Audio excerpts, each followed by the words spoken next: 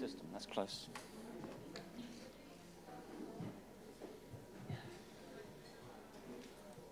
Okay.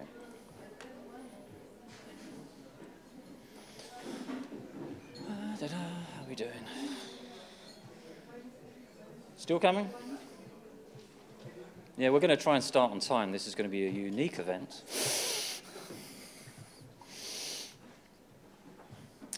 So, good afternoon, everybody.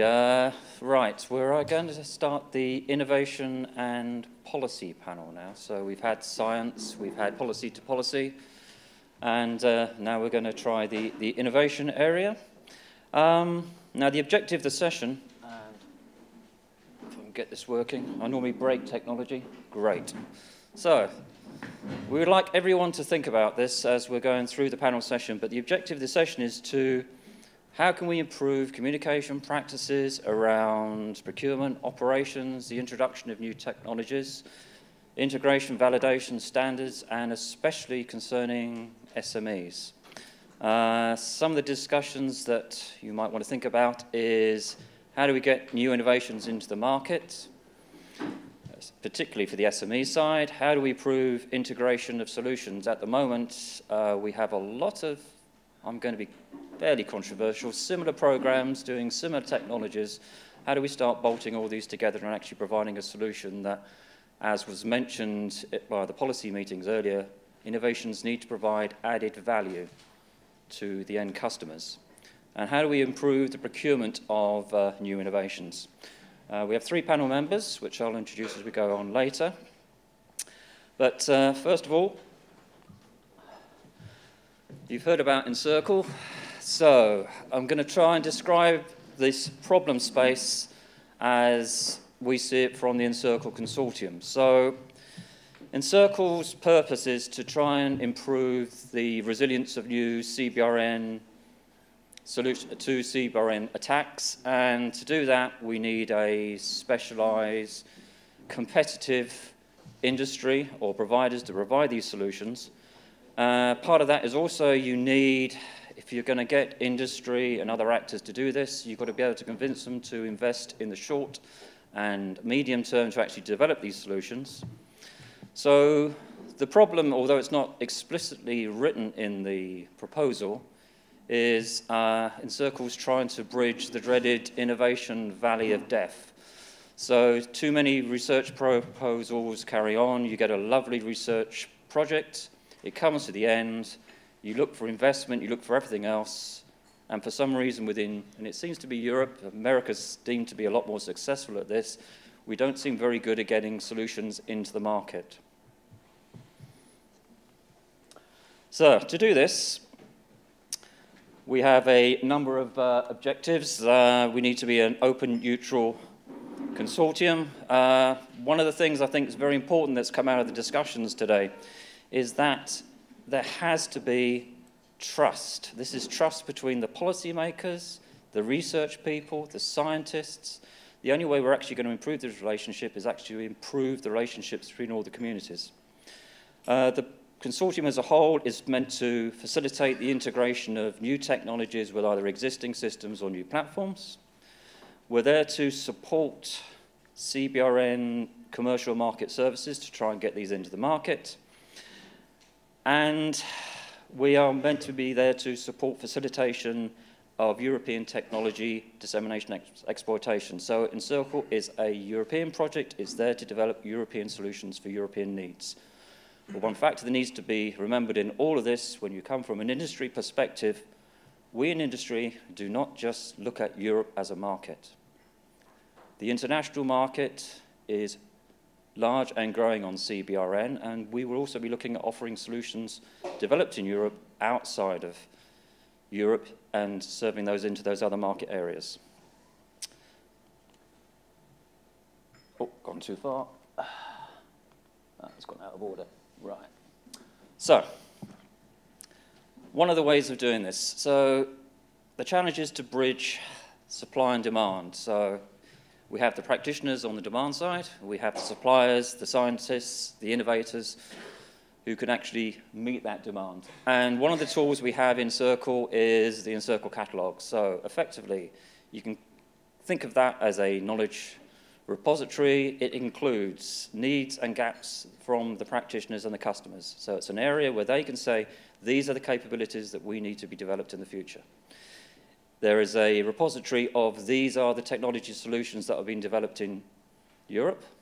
Also, we want to list all the relevant CBRN projects and what they're developing.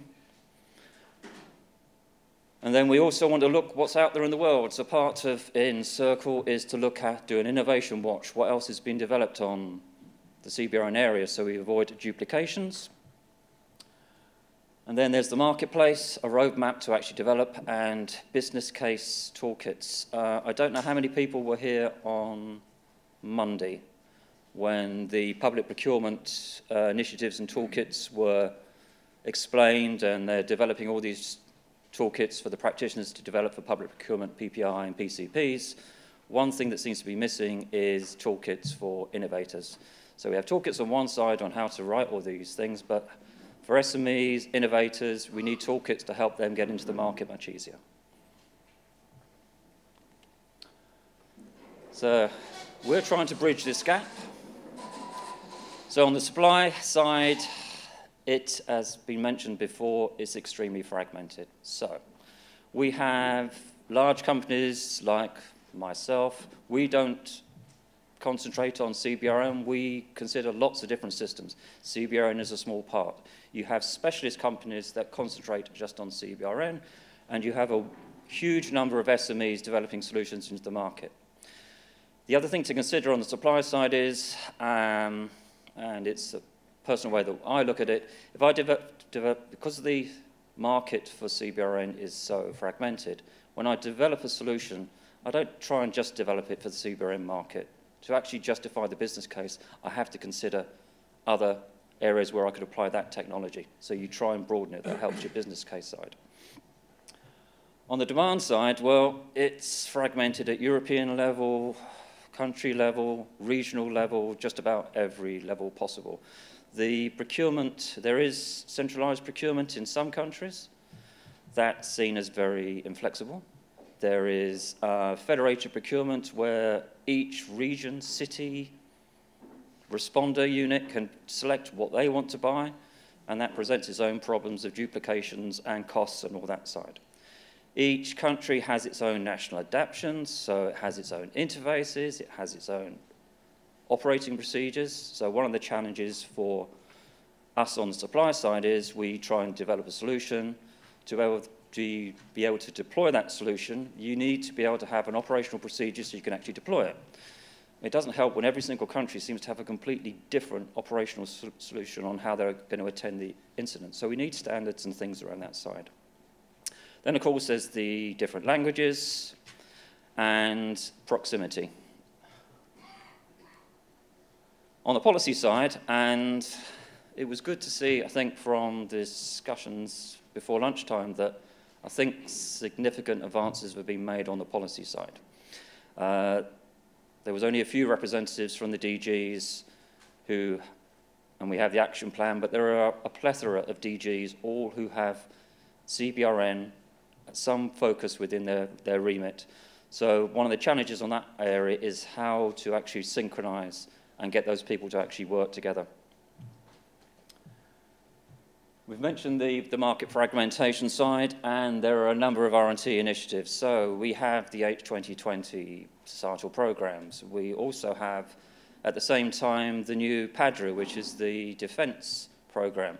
That's asking for similar technologies on CBRN. From my own personal experience, I know within the UK that I can go to a Ministry of Defence requirement for CBRN technologies, and they will say, oh, we want improved detection in certain areas and all this sort of business. And then I'll go to the Home Office or that sort of side of it on the civil security side, and they will say, well, I want improved chemical detection, and I want this. And they're both asking for the same basic technology, and we somehow have to make these actually work much closer together. As far as the new innovations, one of the big problems is finding enough early adopters to actually pick up the technology. So we can come out with the research program to actually make a business case out of it. You have to have a number of early adopters to actually take that forward. The public procurement initiative, the EAFIP, that was discussed on Monday, and I said basically the toolkits on that seem to be mainly around I would say the practitioner side, and we need some development on the supply side. And then we have the old problem of interfaces and standards. So one of the useful programs that was presented on, I think it was Monday, was Broadway, which will be the new communication system for responders and all the things. So as part of Encircle, we need to understand what that interface is so that when we get the new Part B projects that we're supporting, we need to be able to say, well, if you develop it to this interface, there's a good chance it might connect to the new Broadway system, which will then go into public procurement later on. So we need to get those interactions going on the interfaces. On the standards side, in some respects, the fact that CBRN doesn't seem to be that high a priority on the standard side is sometimes actually quite good. Because as soon as you get something in the awareness that's raised very high as a need, you will find every single standards organization suddenly developing standards in that area and all copying and developing the standards. And a prime area on that is in the cybersecurity side. I deal with that as part of my other part of my job. And we've done a mapping exercise on standards, on who's done standards on cybersecurity. I gave up after about 400, and then one standards organization told me that they had another 300. And when you look at them, they're all doing the same. So we somehow, and I know Resisstand is trying to look at this, but we have to get the standards organizations to actually work better together so that we only have one standard covering one area. We don't want two interface standards that don't match. So that's got to be managed as well.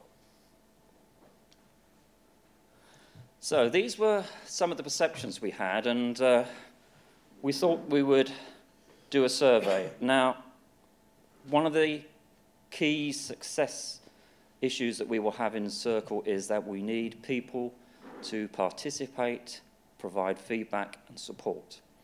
So we tried a survey on policy and procurement. So this is the raw data on procurement issues and what people saw as some of the issues.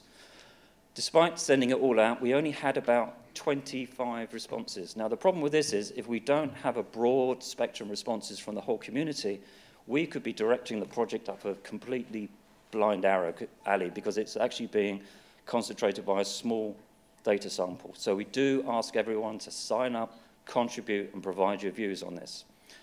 But these are some of the things. So the strengths is in procurement, it's open competition. You can compare, challenge properly, all that side's very good. On the weaknesses side, it's seen by the suppliers, it's a very, and especially SMEs, it's a long, complicated process. There's the lack of adopters to get innovative solutions. There's no easy mechanism to get that in once you've done your research.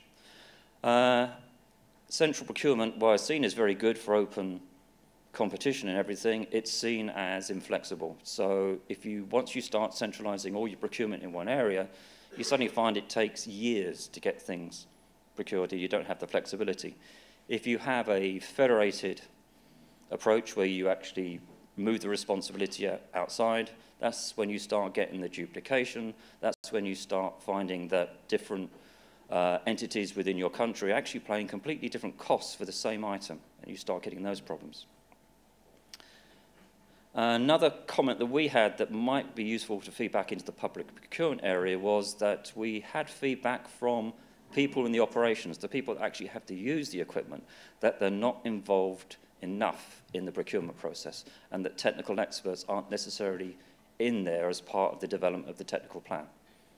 Now, these are perceptions. Whether they're true, we need a much bigger data sample to find out. On the opportunities side, a global system of procurement would help. That would be useful. Again, it's all down to this relationship. We have to improve the bridge, this relationship between the customer and the supplier. You don't want suppliers all going in saying, I want you to sell you this, this, this, this. It's got to be an open discussion. And I would say on the defense side, we already have that sort of discussion. You will find industry scientists working with the capability directors in the defense departments quite openly up front. And then at a certain point, you then go into open competition after that. So that way you find out what the customer wants. They find out this is the art of the possible. You come to a compromise on that, and then you can take things forwards after that. But it's all down to a trust relationship. A thing that we might want to consider in CoU is that we would like a steering board from the procurement side so we can look at some of the issues, especially on how to help the SMEs on that side. And one opportunity that people should be aware of is that PCP, and I didn't realize this until I heard on Monday, is PCPs are exempt from World Trade Organization rules. So that does give you a bit more flexibility on what you can and what you can't do. So that's an opportunity to consider. We have opened up a new survey. It is completely anonymous. We are inviting everyone to contribute to it. It is split into, if you're a procurement agency, there are questions for you. If you're practitioners, there's questions for you. If you're industry innovators, there's questions for you. So it's covering the whole of the market side, procurement issues, needs, the whole lot. We want to try and gather that information because that will help us direct, A, the topics for the calls that will come up in 2019, 2020, and we can actually start understanding some of the issues much better to direct the project. Because effectively, the cluster and the circle is your community, and it's up to you to direct where we want to go. So, that's enough from me.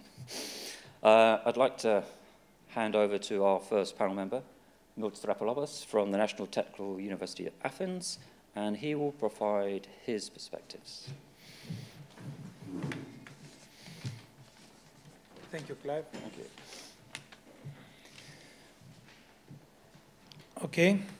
I would like to explain a little bit on the term innovation in order to develop some, perhaps, joint understanding of this term.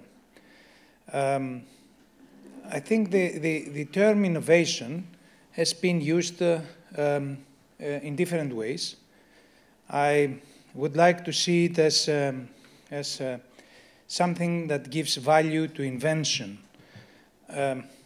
When something is when someone invents in the university, but also in a company, a new product, or has a new idea, it is simply an invention. It's not an innovation.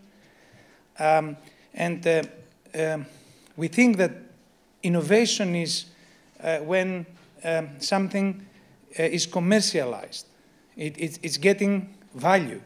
So in the potential situation in which a new invention never becomes commercially successful, even if it is something quite new as a product, it stays as an idea and never becomes innovation.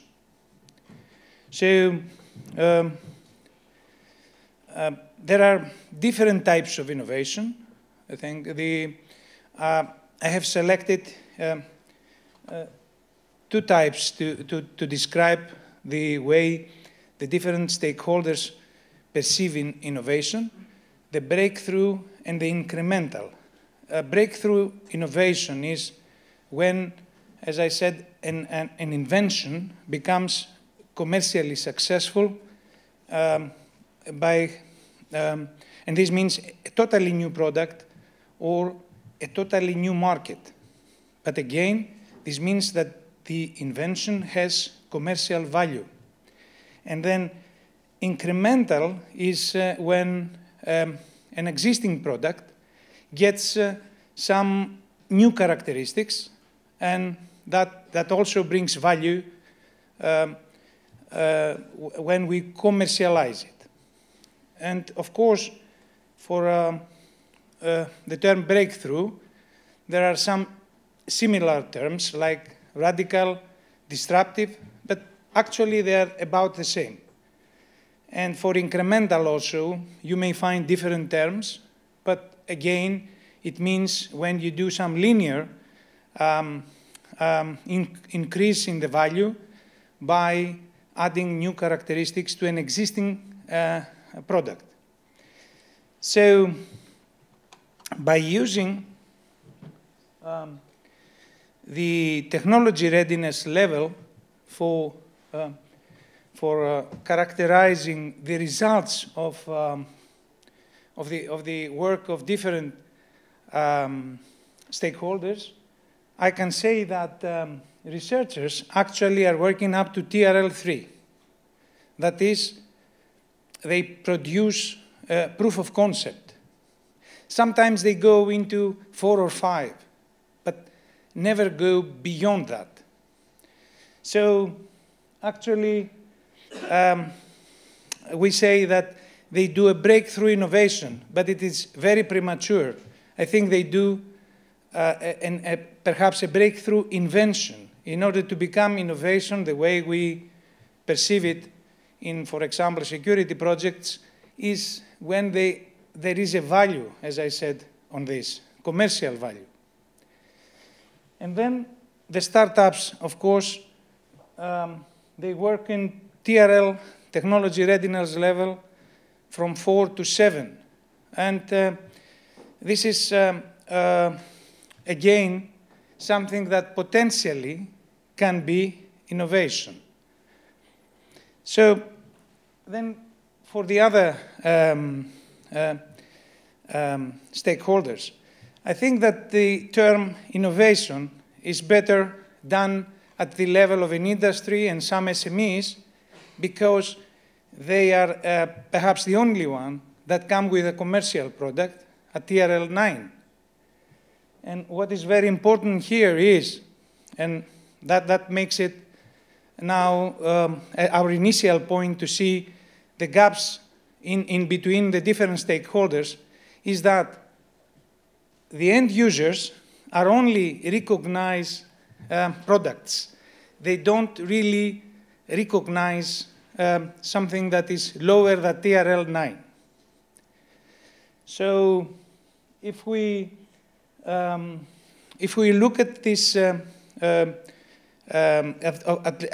the levels of the different stakeholders, you can then see where there are gaps in communications, and also you can reflect on how to take innovation to end users and to the market. As you can see, the researchers actually are never producing innovation.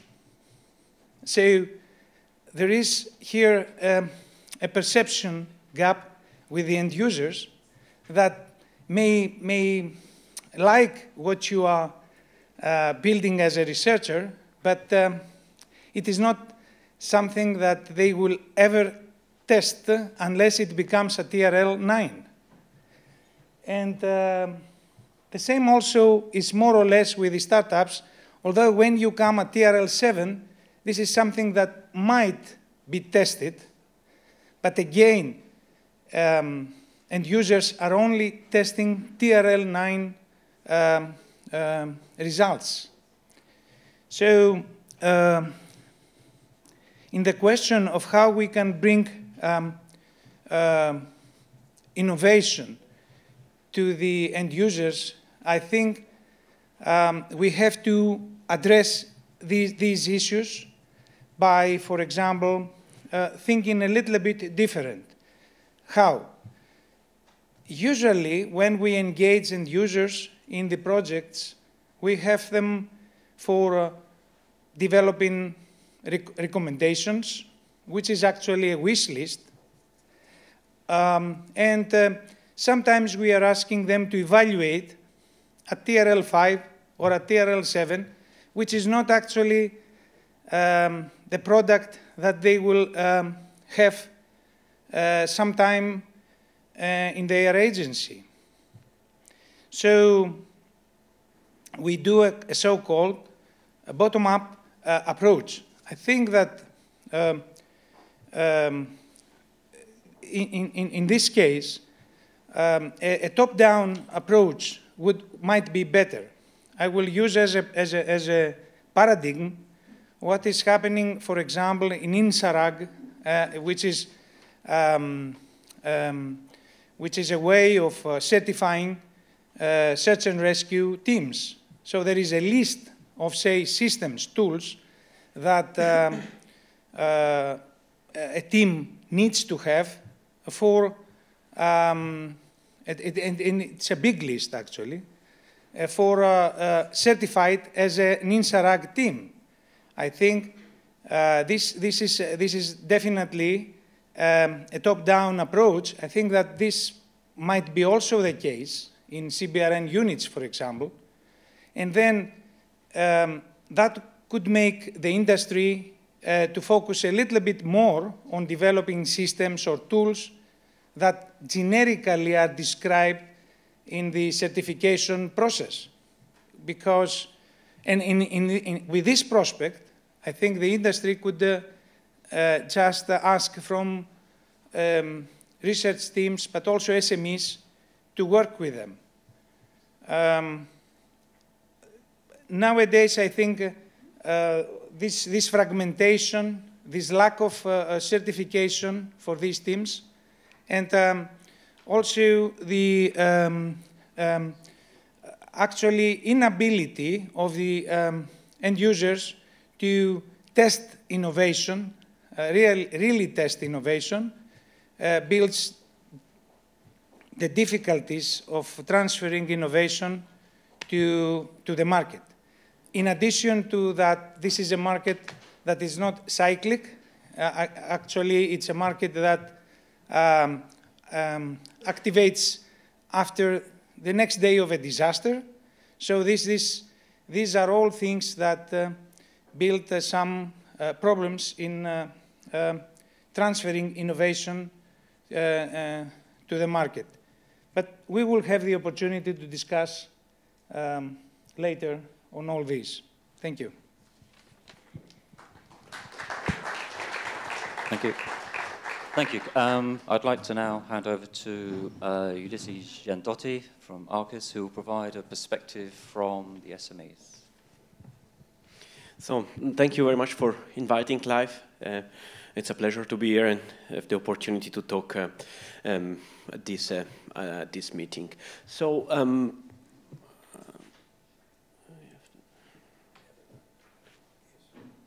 all right, so I'm representing here the company Arcus Radiation Detectors, company based in Switzerland, focusing on right nuke detection for security application. We've been going through in the past few years to different R&D funded project with different agency, and some of them we actually brought it to the marketplace. So I'm going to bring here a couple of examples, one specific example during my presentation, the first part of the presentation, and then give some more general thoughts about the goal of this policy to innovation roundtable, specifically getting new innovation to the market. And what is our experience on that topic? So Artis, born almost 10 years ago, we started with a technology transfer from CERN, European Organization of Nuclear Research, developing sensor for fundamental physics, and then we have been moving out this technology and brought it to the field application on security. So basically, radiation portal monitor has been our focus. So we started as a sensor development company, and moved to integrating this sensor into systems, and then integrating this system into other larger architectures. So going from sensor development to graphic user interface and customer contact. The experience that I wanted to bring up here is based on an FP7 project, MODS S&M. Will mentioned this morning on the policy to policy roundtable, and thanks for mentioning us, Will, as an example where end user has been interacting a lot with the rest of the project. MODS S&M is a mobile detection system with different concept of operation that actually has been developed together with the end user, customs specifically. So mobile detection system detecting radiation in different type of scenarios. So driving around, mapping of area for radiation measurement, or scanning cargo and check for illicit traffic of radioactive material. So the project has been going through the different phases as required by the Commission. So project management, then we had a part related to working together with academia, developing new type of technologies. And after that, we moved to the dissemination. Right at the end of the project, and I think that this is quite relevant for this roundtable, we've been moving from actually dissemination to into the last part, which was related to IP licensing. So Artis has been licensing some of the technology developed during the project, and brought together all these technologies and tried to push forward a product. And the other part, very interesting, that happened at the end of this project was the entire media coverage. So we've been able to sell one of these systems, not much. We've been able to sell one of these systems sometimes before the project end, because at the end of the project we had a media coverage event, television coming and doing a small documentary on this project, and after this documentary went on the TV, the day after, somebody calls our company, say, I was really looking for something similar to this, and then we started, working together with this potential customer, and then end up having our first sale of what we have developed under the FP7. So I think kind of a success story, and we have been very happy to promote all these things. A couple of things that we have observed during this project. So at the end, one SME has been taken. So in this case, Artis has been taking the responsibility of bringing all the development under one umbrella. So IP licensing and all these related things. So taking the risk also. One the other ingredient of this success story has been a customer taking the risk of adopting a new technology, because it's a risk for them to adopt a new technology without any track record. And the other things that has been involved in this success story is that has been, after the FP7 was closed, a lot of customization work to go into bringing what was the output of the FP7 project as a product and move it to what the customer wanted. So I think in this case, things has been moving forward quite well, but by analyzing a bit what can be done differently, or what would be helpful for future project, is for sure the create reference track record to what is developed. And even though we had very intense work together with the practitioner and the end user, when you write an offer to sell your product, people are asking about maybe year-long operational operational data to be supplied in order to give an idea about what's the track record. So probably a first hint is having a follow-up project to this research and innovation project where the products start being used by end customer, and I think that there are two parties here: is the technology provider, which needs this information to be provided to a potential customer, but what has also to be supported in this process is the end user that is going to take over the long testing. So a kind of a formalize a deployment project taking 1 or 2 years after the innovation that generates track record for what has been developed. Extremely important and very crucial. The second thing is something that Philippe Quevaillet mentioned this morning, is certification. So also here is a bit the chicken and the egg problem. So you come up with something new, radical or breakthrough innovation, whatever we want to call it, and then people start saying, okay, reference measurement for this, and second thing, is it certified to the standard? So can you imagine for a SME, this is an extremely heavy investment, because you can't sell anything before having the reference, and even before needing the reference, you have to go through a very lengthy process of certification. One of the good example, I think, that was brought up today is the ITRAP plus 10. Mrs. Margarita Goulart mentioned this. So the basically is an FP7 project that's been focusing on the certification of RedNuc equipment. So I think we should encourage more of this project. We've been profiting ourselves also on this ITRAP plus 10, and I thought it was a very good example on how to support post-innovation project to go to the certification. And I hear that this project is going now to the end, and they're transferring the knowledge of this certification to different entities like CoU and so on. So I think as a company we very welcome this kind of initiatives, because they're very helpful to create track record and certification. That was the first part of one of the experience that we had. By hearing about the talk, all the talk today, I just noted down 2-3 points that I wanted to briefly bring up, if I still have 2 minutes, Clive. All right. So one of the things was showing the 3 pillar. So generate new technology from academia to SME, and then bring it to the end user. And I think this is something which is very interesting.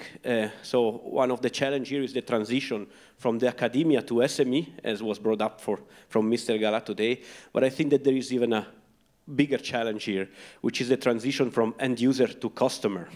And I'm going to explain a bit what I mean here. So I think that by looking, for example, at the Eden or Encircle catalog, which has been putting together, a great amount of data, you see what are the needs and what are the input from the end user here. My provocative question here is, why don't we add a row at the end of the table and also mention what is the business case on every requirements of this, and I'm not being critical, and just throwing out some of the thoughts that I had today. The other point is Eden list, and again is a great catalog which has been updated by the Encircle colleagues. Is a list that is coming from end user, from practitioners. But my question is, will the end user that generated this need at some point in the future be able also to acquire these things? So I explain you a bit more what I intend here. I think that there are 2 words. One is the word of the practitioner, which are on the field and try to gather, what can be done better, and the other part is the word of the acquisition, the equipment acquisition. And I believe these are, or based on my experience, these are 2 words that are quite diverse. And And yeah, just as an input for maybe for the next meetings of this type, to focus on that transition. So is what the end user or practitioner say they're gonna need, is it also what is going to be bought, or will they be allowed to buy what they have required for? And I have a big question mark on that. Maybe an helpful input would be to have a acquisition strategy, as mentioned by Clive.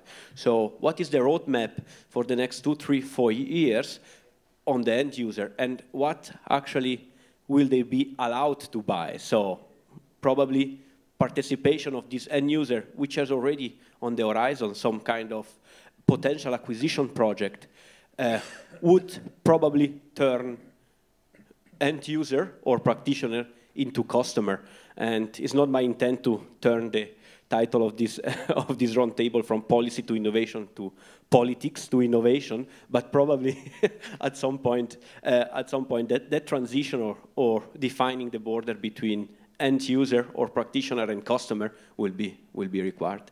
So that was my input on that roundtable. Thank you again for giving the opportunity to speak here.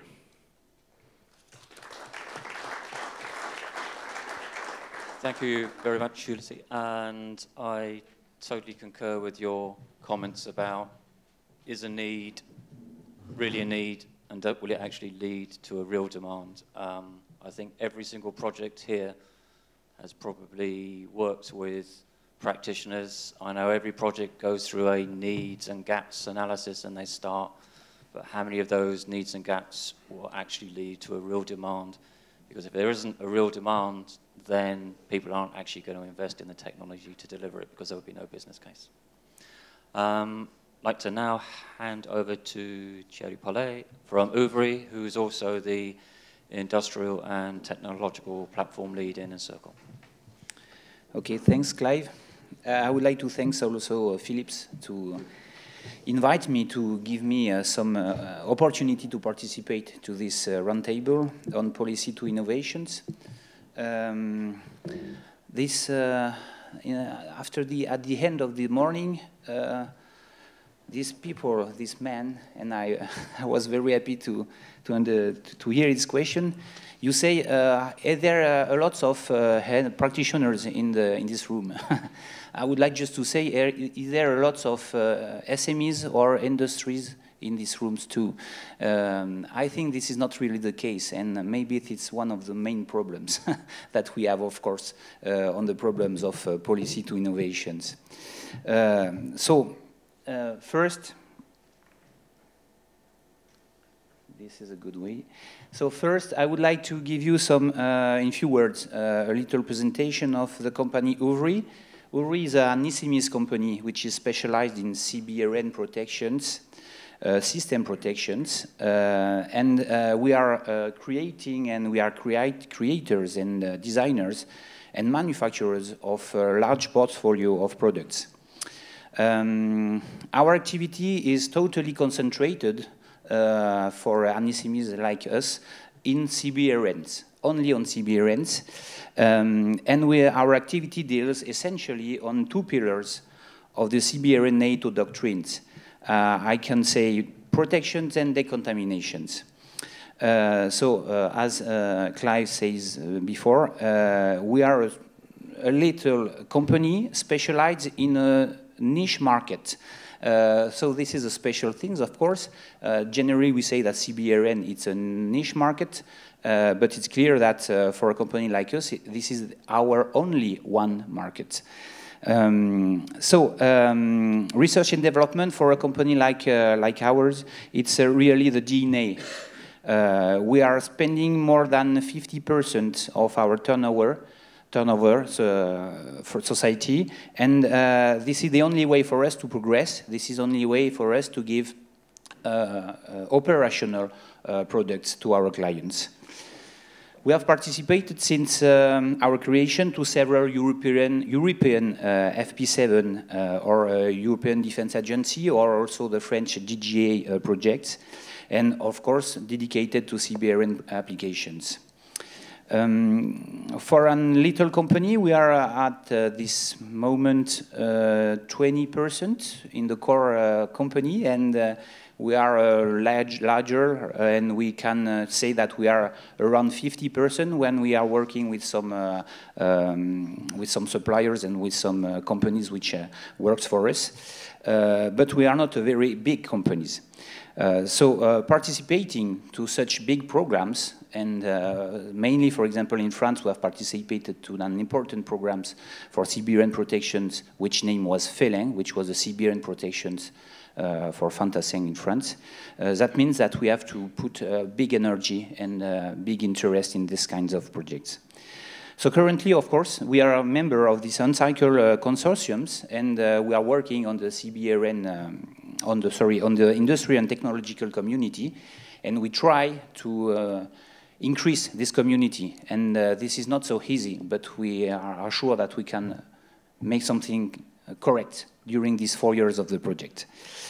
So I will now focus on general considerations on different aspects of this policy to innovation.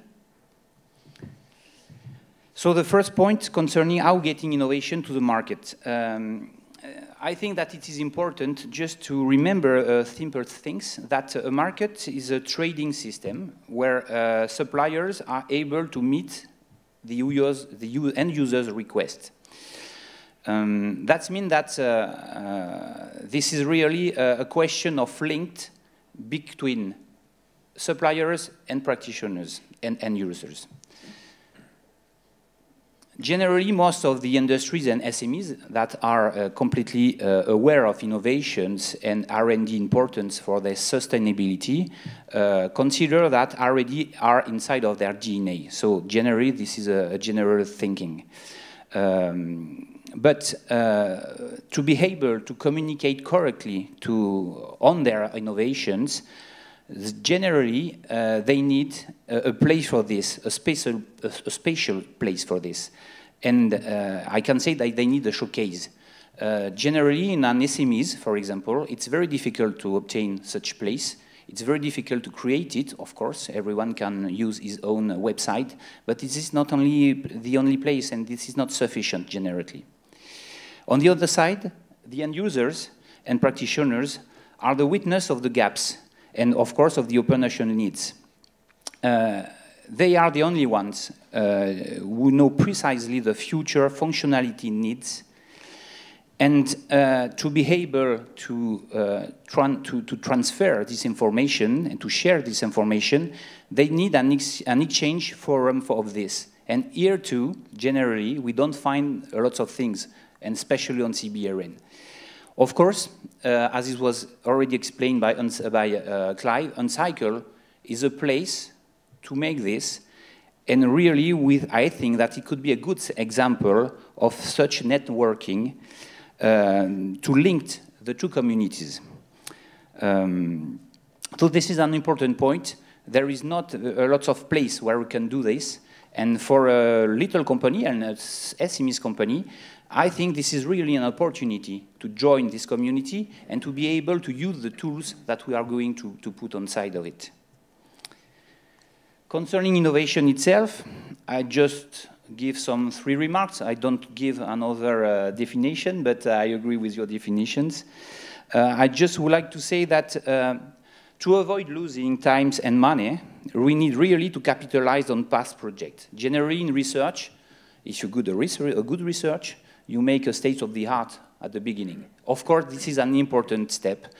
And in the industry, it's very common to go directly to the project, directly to the solutions, and to avoid this step.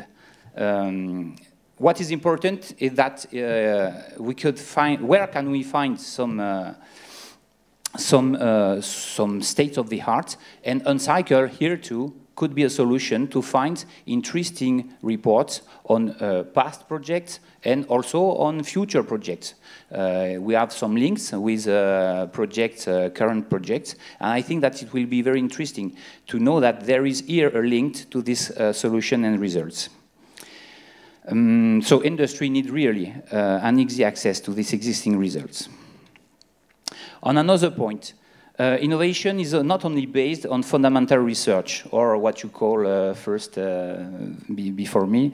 I think that fundamental research is very important, but it's very difficult for an industries to make on its own fundamental research. In this way, in this case, it needs really to have good relationships with a scientific ecosystem to be able to make something correct. Generally, integration of new technological bricks on existing platforms are a very good way to progress. And this is also a way to end users to integrate easily innovations, which is not a totally disrupting systems. So it's not very easy generally to change all the classical way of working when you propose something which is totally different. And generally, it's better to give improvement on existing materials, existing tools, and it's easier to adopt it in the companies or in the forces or in the army or defense. So this is an objective of Uncycle project to help these integrations by creating links between these technological bricks and existing platforms. So finally, innovation is able to reach a market if end users are immediately involved in the project. We can see here the importance of linking these two communities of end users and tool providers. On our own experience, it's really impossible to make to create an operational tools if you have not a direct link with the practitioners. We really need their input and we really need their remarks.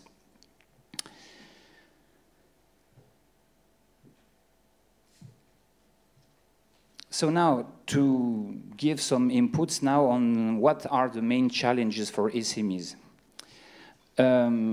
Research calls access is, of course, the first point. But I can say here that generally the information is available. There is lots of websites, there is a lot of information on the European web or portal. There is also generally information coming from different kinds of associations, of contact national point. So generally the information is here. But the problem for the industry, and especially SMEs, is to find times, to find human resources, to analyze these different calls, and to take the time, and to invest the time, in fact, to make the job, to see if it's possible for him to go in the height of this project. So the participation to a consortium is generally a big step to overcome despite the will. SME needs support, and generally, in this case, they use external consultancy. And of course, here I have to say that even if it's a classical way of working when we have to create or to propose an European project, for example, it is not an easy way, or it is not a classical way of working for an SMEs. Generally, in an SMEs, you don't like really the external consultancy. It's like this. First, you have to pay, and secondly, you have to lose time with them. When I say lose, in sometimes you lose it. If you win the project, you don't lose it. But sometimes you lose it, and very often you lose it. So the participations to a consortium, as I say, it's an very important point. And I think that European community should be able to clarify and accelerate the informations. And I have maybe a general request concerning the ECAS portal, which is not so easy to use. And I can say that very often you have big difficulties to work on it and to really take time to obtain some things. And I know that Olga knows very well the problems too. Concerning another point that was discussed before, the problem of TRL. Of course, I agree with what you say before, but I can say that TRL, little TRL for an SMEs or industries, it's something very interesting because, of course, you learn a lot of things, but you need, as I said before, an important scientific ecosystem to help you. But it's possible for a company, to work, SMEs company, to work on a TRL between 4 and 6. It's not impossible, really, I can say it. Generally, it's better first to work on this kind of TRL before going to the final products. Of course, in the case of ITRL, we are more in relations with the interest of the company to propose a solution to end users, and of course to be able to solve these innovations. Generally, when you are participating to big programs or European programs, there is a consortiums. Generally, of course, SMEs are not the main members of the consortiums. Rarely, they are the coordinators. So generally, you work with bigger industry companies. And one important point for SMEs is to define correctly their, I can say, the industrial properties. This is an important point. And here I think too that it will be very important for SMEs to obtain from the European community the best supports on the best practices between the relations between big companies and SMEs. This could be an important point, and this will facilitate the discussions between these two kinds of industrial. So, finally, I would like to share a personal feeling on how to capitalize on the project. And this is something which is very important, the fact that in any case, even if you are just preparing a project and even if you don't win the project, it is very important to say that in any case, the jobs you have done for this project is very structuring. The brainstorming, the practitioners' exchange that you had during the preparations, the state of the art, of course, that you are going to do, that you have to do before the preparation of the proposal, are very, very important. And I can say that in any way, it's very important for an SMEs to participate, because even if you don't win the project, you advance in your strategy, you advance generally in your research feelings, you advance in your in everything, in fact. And it's strange to say that, but I can say that it's really an important point. You will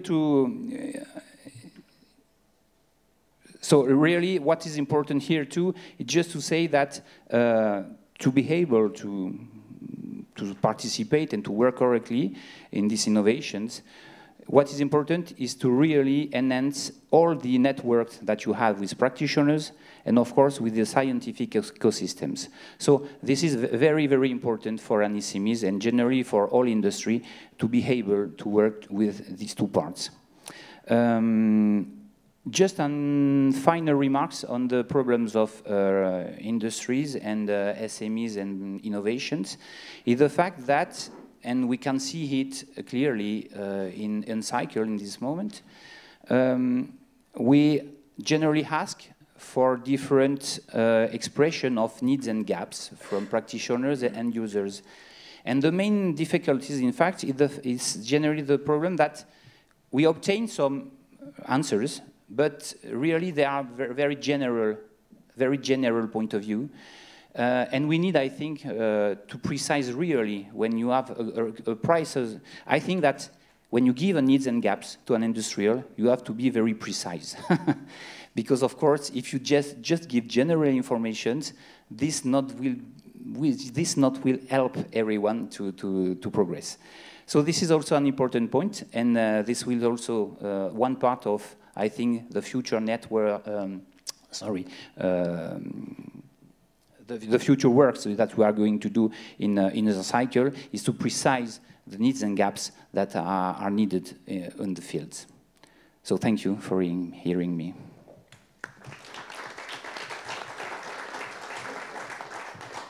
Thank you very much, Thierry. And yes, one of the first areas that we will be trying to precise the needs and gaps will be with the 3 new Part B projects, because the topics they've obviously responded to are pretty high level. And one of the things we need to now do is refining those requirements so it actually meets real customer requirements. We have some prepared reserve questions if there are none, but we'd like to now open up to the floor for your observations, questions, any best practices you have, any ideas. That's what I'd like to see. You can either shout or run to the mic. I'll try to shout and then hello everyone again. But there's a meme I'm hearing here that the knowledge of what's needed is held by the practitioner alone. And this works beautifully up until the practitioner comes across an outside context problem. And we heard a very clear exposition of the outside context problem today when we were reminded of the threat of CRISPR technologies. And so if I picked that meme up incorrectly, it's your opportunity to educate me again. But imagination and envisaging also have a role in the development of capability, do they not? I'll probably upset a lot of people here, but I don't believe the customer is always right. So to me, there has to be a pull from the customer, and there has to be a push from the scientific and innovation community. It was articulated on Monday that by one of the people that if the customer community 20 years ago said, yeah, would you update my new fax machine? And us as technology people say, well, there's this thing called mobile technology and social media and all this sort of business. None of that would be included by the customer. The imagination and technology push has to be part of the mechanism. And the challenge is how to bridge the tension between what the customer wants and what we want to bring as innovators and people that want to advance the scientific. So no, it's not, to me, it's not all customer pull. There has to be an opportunity for new ideas and imagination to come in and influence that process. Hope I didn't upset too many customers. That's not good for business, but that's... Any more questions? If not, I'm going to start answering them.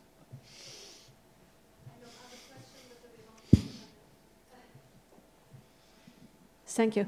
Just to react on what you presented on the different categories of innovation.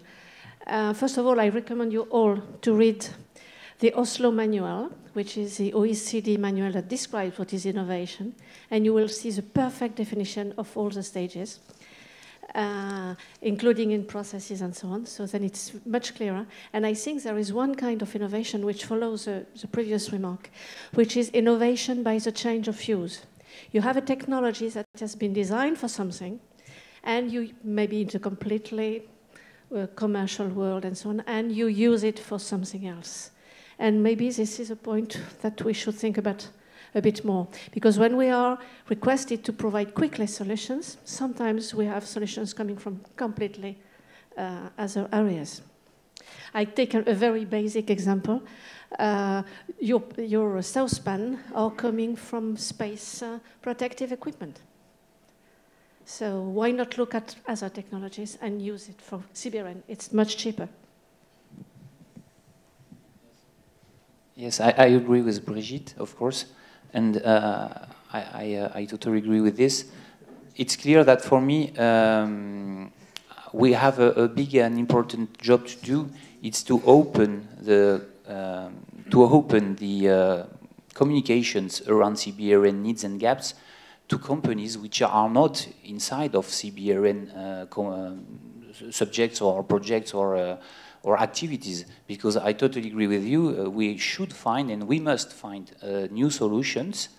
In this case, it's just innovation, I can say, of course, but it's very important. And in any case, in any kinds of industry, this is a very good way to progress. And generally, people which are not in charge of CBRN projects are not. They don't think that they are able to give solutions because they don't know the subjects. So it's very important to open our, I think, community also to people who are not in charge of CBRN projects. It's very easy to understand with, for example, providers of software. That's very easy to understand. But I think that for another kinds of support or tools, it's also the case.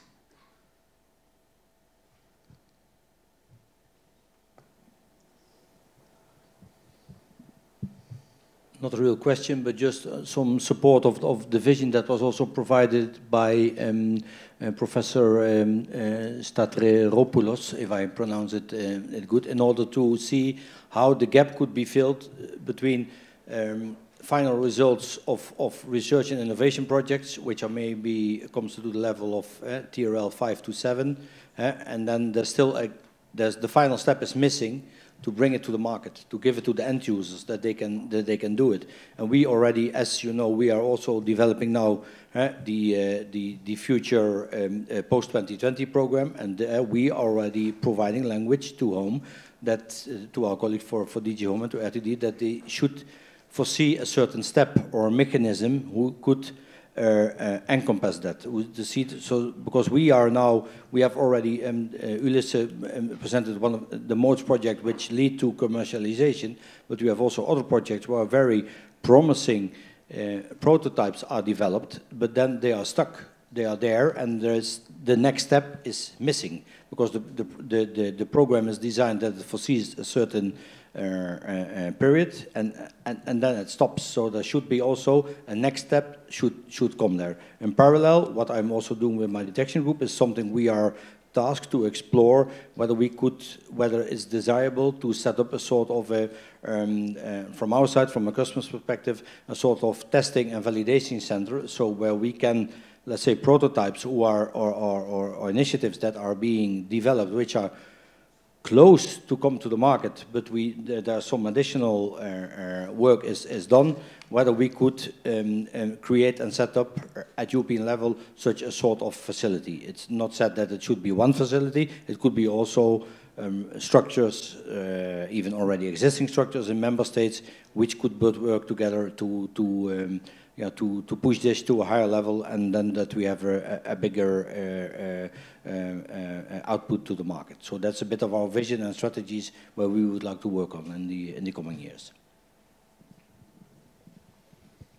Thank you. And we'll wait for the next question. I think one general comment, we quite often promote that we don't seem to be very good at bringing the results of H2020 Framework 7 programs into the market. I know there are a number of successes that have come out of all the projects, and one thing that we don't do, which is very un-American, we don't actually, as they say, blow your own trumpet. We don't actually promote the success stories we've actually had, and therefore the perception is that we haven't necessarily succeeded, and I think sometimes we should say we've done this, and we should actually show off a bit more. Antonio Verrucci from EMEA, Italian Research Government Institution. Let's say one comment to the last presentation. I'm part of the, so you call the scientific ecosystem.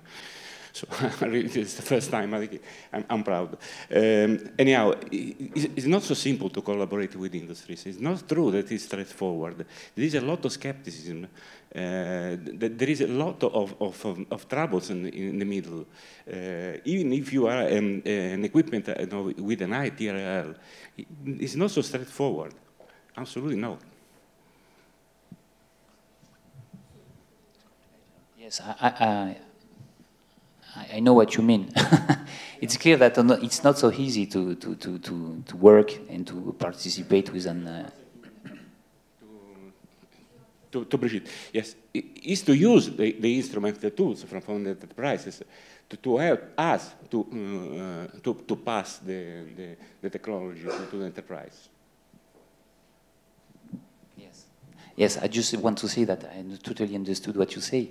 It's not very easy to make this, and I don't say that it's easy to make it. It's clear that not the case. But it's very difficult to work alone, especially if you are an SMEs. In this case, you really need this ecosystem scientist. So what is important is to be able to create it.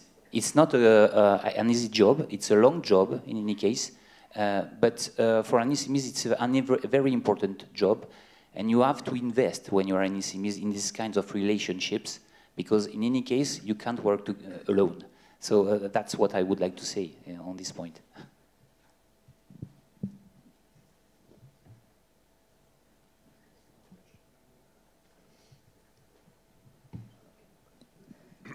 Yeah, to this point, I would like to continue to this what you said about how to overcome this kind of difficulties between the research and industry. I suggest that there must be something attractive at stake for the industry, and also for the one who is bringing that up to the table or to the platform. And then it's a matter of getting interested parties, so-called stakeholders, on that platform and discuss the interest. And if there is nothing interesting at stake, of course, it is difficult. But if there's something interesting, genuinely, then you can start working on the matter.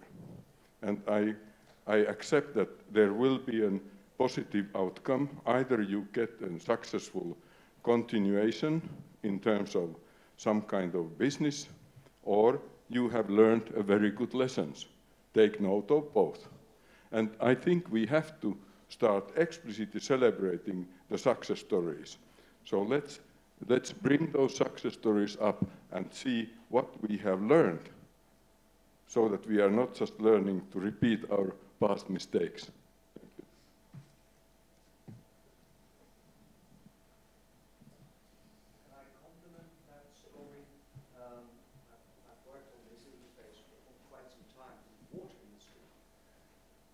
Magnus Potter from Hot Zone Solutions. I've worked on this interface quite some time in the water industry. Coming from the Netherlands, water is an essential part.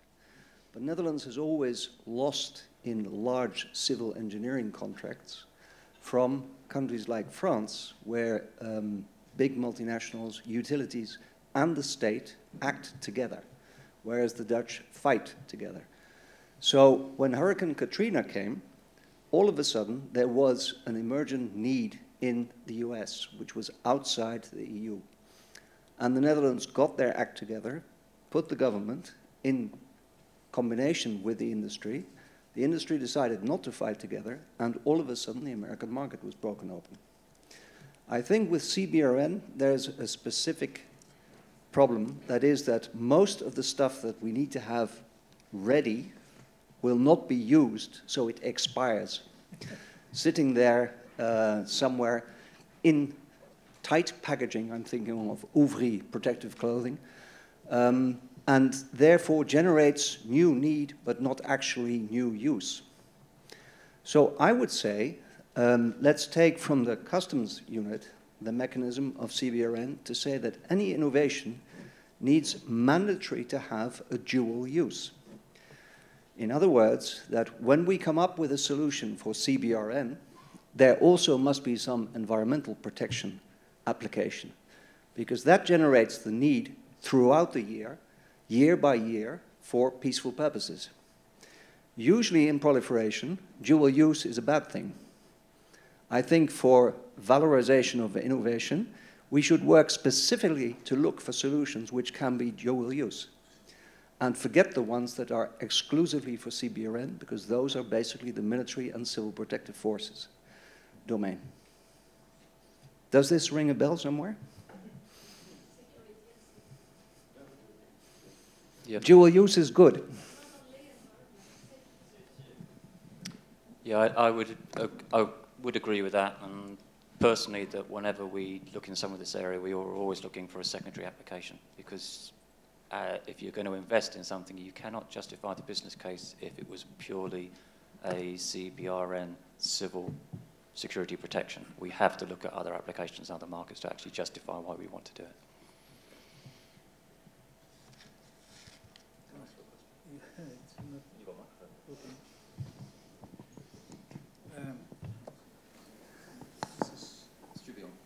Okay. There are two comments here, and actually one of them is a question to encircle, but I will start with the following comment. I think that we were asked in this panel from Philippe to reflect on proposals regarding this transition of innovation to the market. But I think that this can be also served in the EC projects, because I know that you know, in this, in the 2020 projects, there is a special part that is innovation management. And actually, this innovation management is some translation of the exploitation that was in the FP7. But I think it is in a more wise way presented. So one can look, for example, in new products, new services, but also in new business models. Because something that was not done in FP7 was to look at the new business models for exploiting the results. And you know that innovation, successful commercialization of ideas, as I said previously, is not always new products and services. It can be a new business model. And therefore, looking at the results of the research projects and reflecting on new business models, we are helping in doing this transition, if, for example, a successful business model can be done. I think also that, and I close this comment, I think also that one needs to see all the deliverables in the project through the eyes of innovation. That is how you can commercialize these deliverables. So, because you mentioned, I looked in the morning that there is this accusation of projects that do not have values. I think, yes, if it is a simple report, a deliverable has no value, but there are deliverables that are not products, they are not, there might be services, or there are deliverables that might have value. So looking at the business model, a new business model, in with these deliverables, you may have value on this. So these are two ideas regarding the 2020 projects for the transition of innovation to the market. And now the question to encircle is the following. What is the problem here? Might be a problem that you know better. To convert the list that you already have in, say, let's say not in a directive, which is very strict, but even in the first place, not as a guidelines, which is the second more strict thing, but say a list of proposals in which you accommodate the list that you have, let's say in 3 levels of certified units, and getting the specifics and the details of each one of these lists, but giving it a more generic name. You may make it as a target for innovation products. So you can mobilize, for example, industry, but also having these, for example, if you have, say, at the lowest level, the minimum number of detectors that give alarms, then the minimum of a communication system. And then if you go at certified level B for a unit, you have a decision system in addition to all these, and then you make the detectors, for example, in as identifying specific compounds. And then you may go one more level up and have a very big list of tools and systems that a unit should have in order to make it an A certified unit. If you have it like that, then I think it can upgrade as a guidelines sometime. It will never become directive for sure, but as a guideline. And then I think this is a strong motivation for all the ecosystem of the research ecosystem and also the industry, independent to the research, to try now to bring to the market innovative, that is successful commercial products. I think you have also an idea about the medical units that have this list of must-have tools and equipments and systems. We don't have it in CBRN. Okay, I don't think the problem is the number of needs. I think that our challenge is to translate those needs into what the customer is prepared to pay in the future. So if I go to 27, 28 different countries and ask them what's your needs on CBRN, because all their requirements are completely different, I will get hundreds and hundreds of different needs. If you're based in around a radiological area, then your needs are going to be on radiological. If you happen to be operating around a lot of chemical facilities and you see that as your threat, that's going to be your priority. So our challenge is to try and turn those needs into and match it to a demand, and then put that on a roadmap so it's actually a sensible development and taking it forward.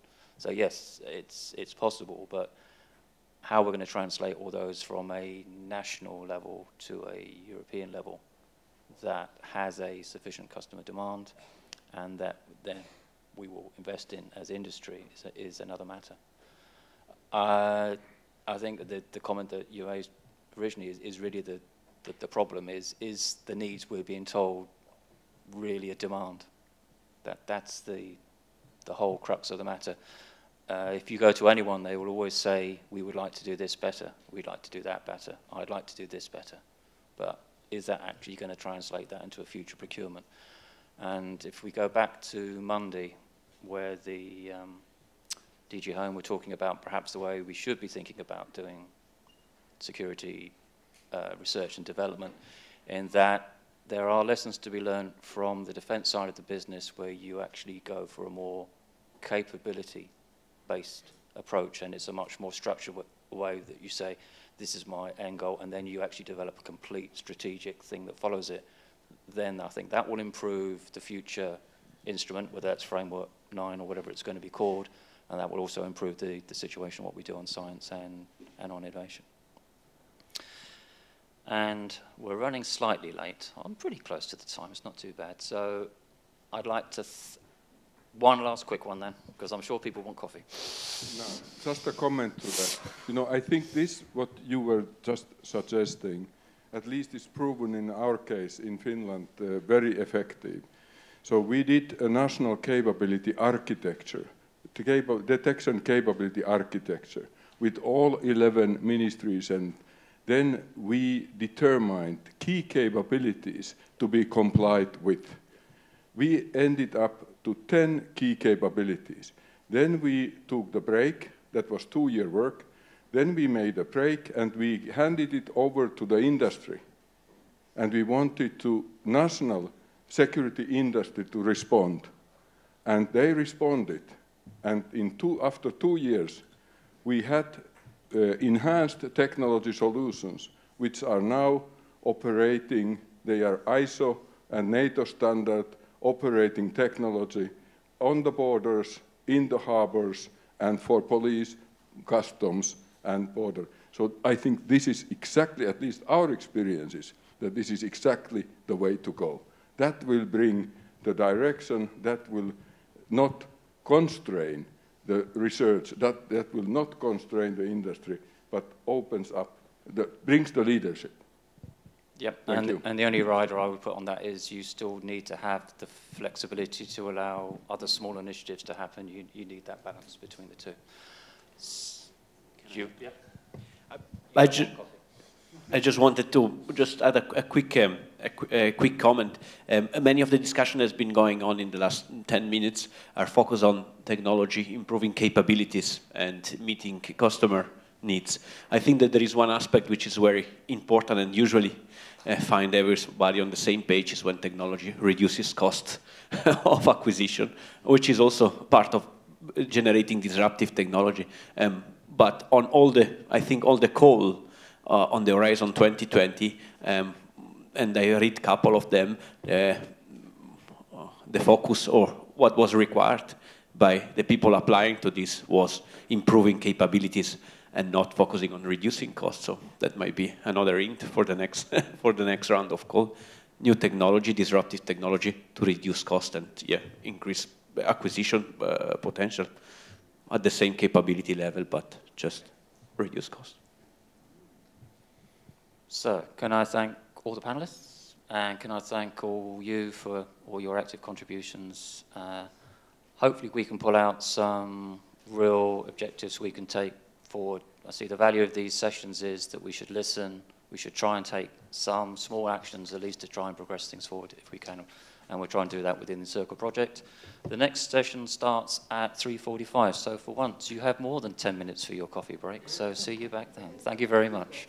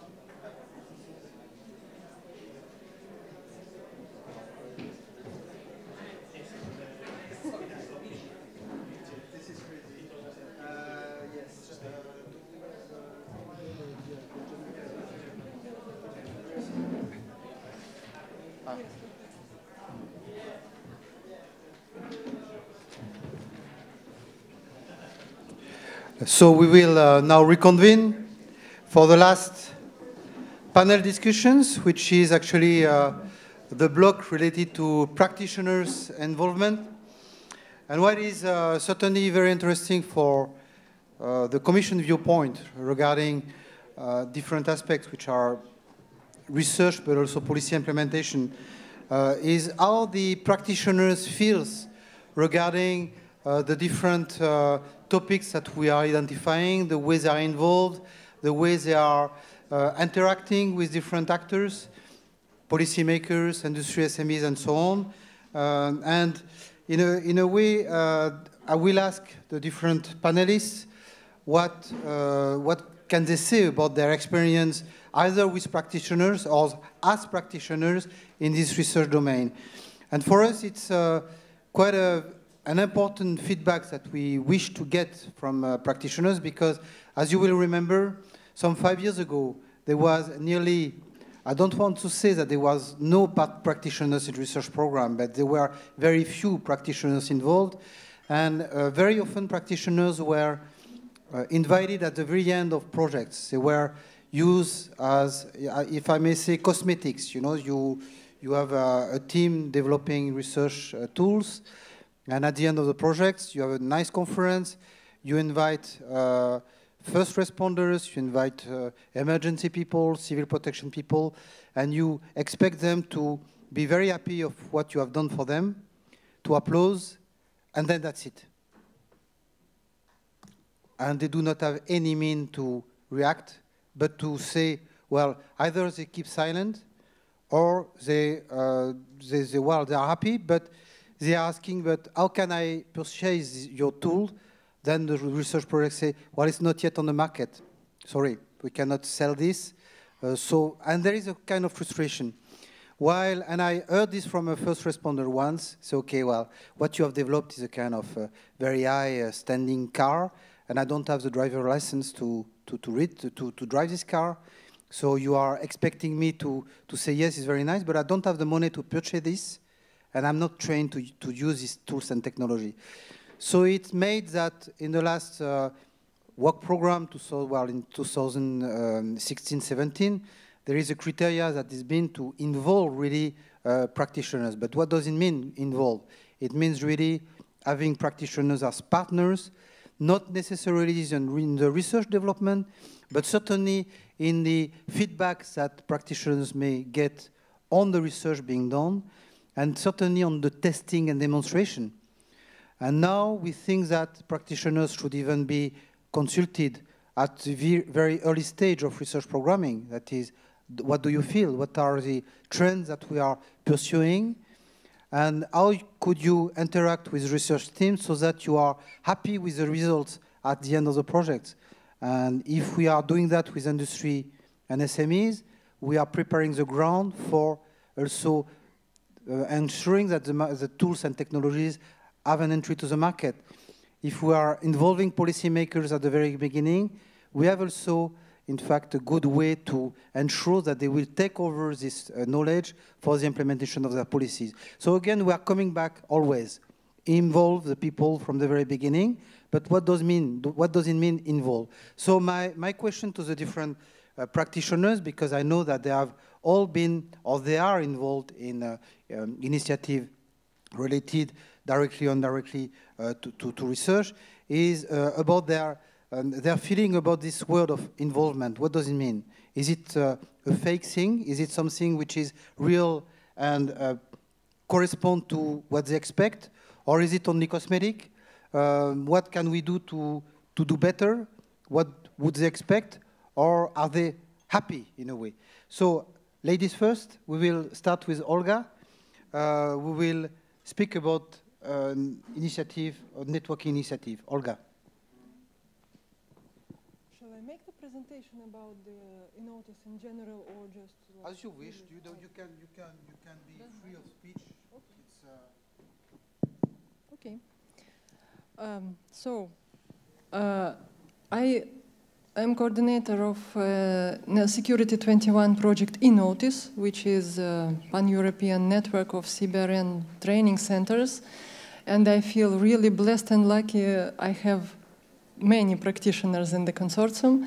And by the way, both Alexander and Roman are representing the organizations which are in the Notice consortium, even if though themselves they are not involved in the project directly, but they know about it because their organizations are both very active in the Notice. Well, to introduce a little bit what the Notice is doing. Yes. Should I? Yeah. Okay. Yeah, just because I don't know if everybody knows or not. In Notice, well, it is a 5-year project. We started in September last year, in 2017, and we will last until August 2022. And the objective is to build a network of CBRN training centers, testing and demonstration sites, and bring together multidisciplinary stakeholders, practitioners of all kinds of disciplines, industry, academia, and policymakers. We are a consortium of 13 partners. We are a happy combination of civil and military training centers from 9 countries. So from Belgium, France, Germany, Italy, Czech Republic, Poland, Sweden, Turkey, and UK. So what we do, we have several objectives, of course, in this project. One of the objectives is mapping of the existing training capacities all around European Union. And this is one of the priorities put forward in the new European CBRN Action Plan, mapping of the existing training capabilities. This we do using our bottom-up approach because all our training centers of the consortium, they contact their peers inside their country and the neighbors. So we do this survey, who is doing what. We approach every training center, every training capability with a questionnaire, a very detailed questionnaire, by the way, asking all types of questions about what area they have, what types of exercises they make. Is it practical training or theoretical course? If they do C or B or R or combination of those, what kind of responders they train, if it is only firefighters, or only police, or only medical teams, or again, together, civil protection and defense experts, so everything.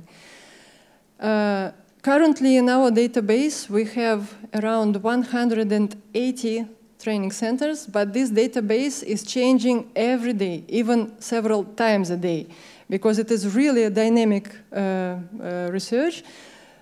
Sometimes you contact training center and it does not exist anymore. For example, it's written on the web that it exists, but it is not there anymore. Or on the contrary, something is really existing and very active and operational, but they don't have a website, and it is very difficult to know if they are there or not. So it takes a lot of time, a lot of effort to identify them, to see what they are doing and who they are. But we are doing all our best, and this is what was discussed today in the morning, what Jean-Luc Gallat was speaking about, that we are joining our efforts in this case with DG DevCo, because they are also have their plan to map training capabilities inside and outside European Union. Okay, for us it is inside mainly. We cannot go too far in our ambition. We are already ambitious enough, but okay, so our priority is to map the capabilities inside European Union.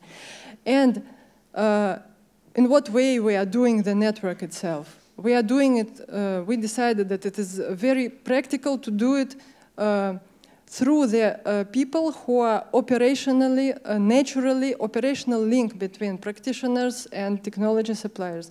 These are training centers. So, and not to put them in an awkward situation of discussing in the meeting room all the time, we actually invite all kinds of stakeholders to our joint activities so that people can see everything, all the capacities, all the capabilities, and meet the people and share practice and exchange experience and expertise with their own eyes, participating and observing the exercises. We have, during the lifetime of the project, we have 16 joint activities, which are field exercises, tabletops, simulations, and serious gaming.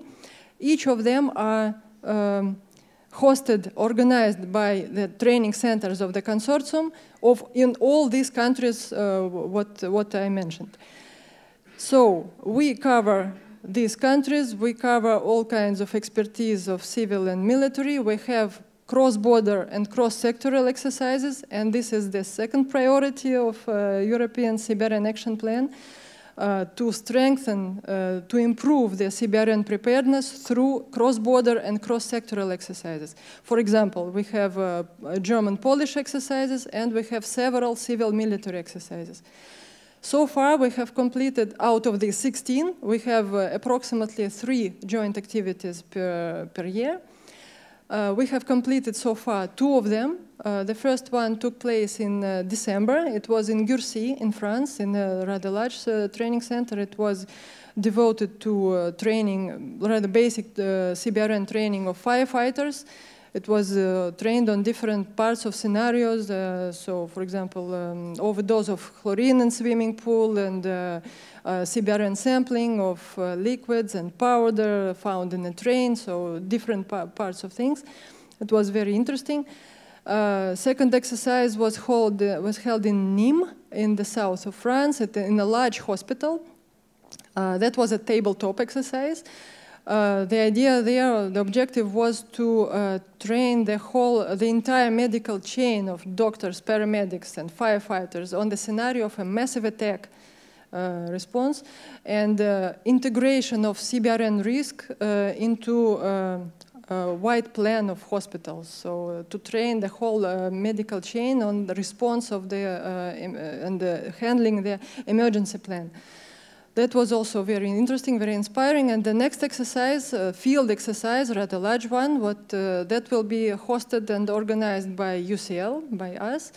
It will be on the 19th of June, close to Brussels, very close to Brussels, in the military base in Puty. And that will be devoted to biological mobile capacities. And we will again have both civil and military labs deployed. And we will have many other actors participating, CBRN sampling team, and police, and crisis center. So everybody will be involved. And we will use this also to unite Belgian actors also. Okay, so, but not only Belgium, of course. We have it international. We have participants from Hungary and other countries. So this really, yes, the next one will be, in this year, it will be in October, organized by University of Rome Tor Vergata. And their third party, which is a military CBRN training school in Rieti. So that will be, again, civil-military exercise, rather large scale, multidisciplinary. Rather interesting, I'm sure about it. So by covering all these different cross-border, cross-sectoral exercises, we hope to gain a lot of visibility, to attract a lot of stakeholders, and to see what is existing. So, replying some questions about how to involve practitioners and how to work with them. Well, it is very interesting, very inspiring. Of course, we have a lot of challenges. So basically, people are interested. Practitioners are interested to join, because when we explain that the main objectives of this is to gain the visibility, to be visible at the European level, to know your peers, to be able to exchange expertise, to share best practices, they are all very interested initially. But then, when it comes to practical questions, like, for example, taking your time to fill the questionnaire. Sometimes they say, no, I have too much to do in my everyday duties, it is difficult to do. But then, okay, how can we know about your capability if you do not fill? Then, okay, then it needs sometimes explanation again and again of the purposes and of the added value for them to join. Then, of course, it is always a question, we are in CBRN field, naturally, there always a question about what kind of information can be shared, sensitive information, especially it is a question from military training centers. They are very much concerned about it, to what extent of detail they have to participate. So we always explain that It is a networking project. It is a network. So we are not looking for any secrets. We do not ask to share anything sensitive if whatever they don't feel like to share. So let them share whatever they can, what they would like to, in order to be visible for others if they are interested in it. Because of course their core interest of a notice is to finally build the very practical operational network of training capabilities which have rather large facilities for and ability to organize field exercises. And yeah, we need to know them all. But about mapping and in the network in general, of course, we take them all. We do not exclude anyone. So the more people we engage, the more people know each other and can work with each other, the better. But so, things like no experience in European projects. This is one thing what is very challenging both from the procedural point of view, like in the contents, they are not familiar with the deliverables, with the rules of the game, I would say. What is expected from them, how to do it. The legal, the administrative questions, it is always very difficult, but the only strategy here to talk, to explain, to help, and this is what I'm doing my best in it. And another question is about sharing information, and another question is they always ask about costs of traveling, of participating in exercises, in training, so things like that. Otherwise, okay, it is always inspiring and great to work with these people. I am really, really happy with that. Well, thank you, Olga, for this witnessing, and I would like to pass to Alexandre, who is a firefighter. Could you pass the microphone, please? Thank you so much. So, hello everyone, I'm the Captain Alexandre Joissard from the Fire Department of Seine-et-Marne, France. Please allow me to take a few seconds to underline my pleasure to be able to interchange with you this afternoon. I'm here as firefighter representative and willing to deliver their message. Notably from one of my director, Francis Comas, Lieutenant Colonel Comas, who works on e-notice project. And he could not come today. It's difficult to talk after Olga and Philippe because they have already said what I want to say, and surely better than me. But I will try to add our feeling as firefighters.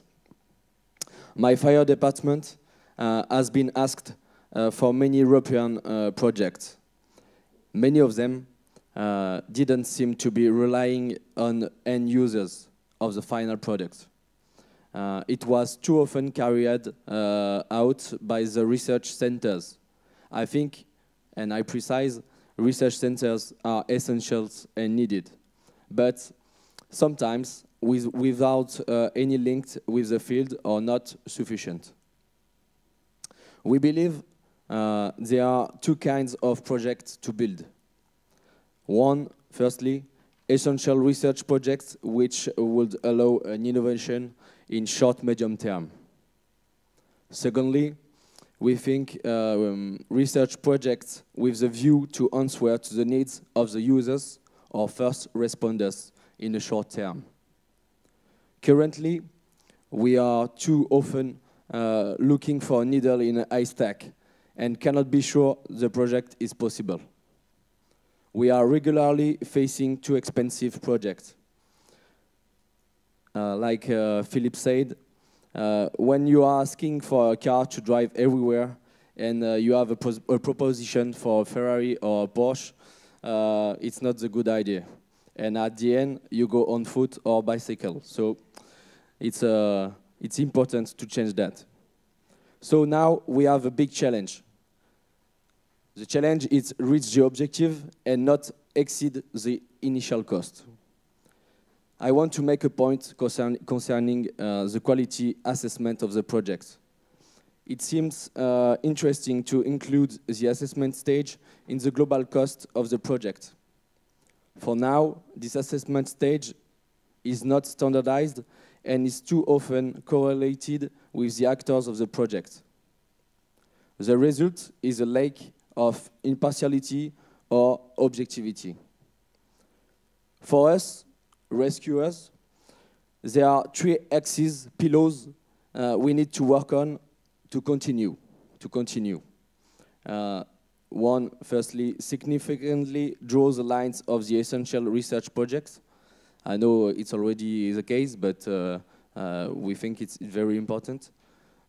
Secondly, define the needs of the end users, and expected effects. For this point, it's very important to include end users at the beginning of the project. Thirdly, separate the ability to assess from the project. I want to be positive at the end of this short presentation because I heard this afternoon, many messages in this way. We think it is a good way to increase our results.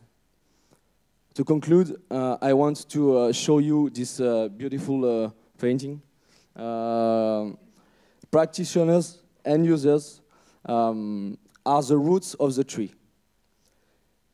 But by the past, sometimes, not always, I want to precise, not always, but sometimes, we were only leaves to dress the tree. And now we need to assume our responsibility and take the place that should be ours. You notice, new projects 2020, exchange platform, CoU meeting offer us this opportunity. So I want to say thank you, a special thanks to Philip to be there. We were happy to be on this stage as a firefighter, and we want to be on the field with the researchers in the future. Thank you so much.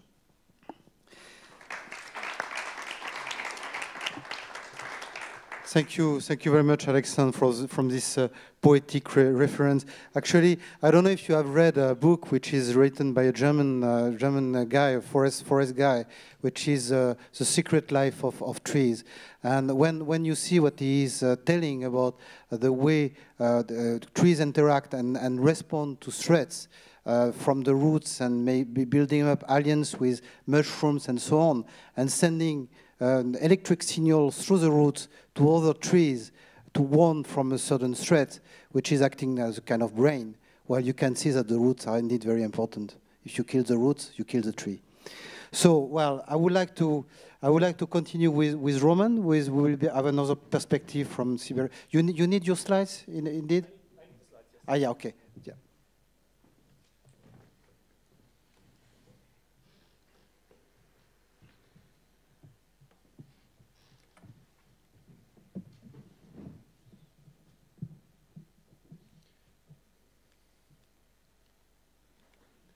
So good afternoon, ladies and gentlemen.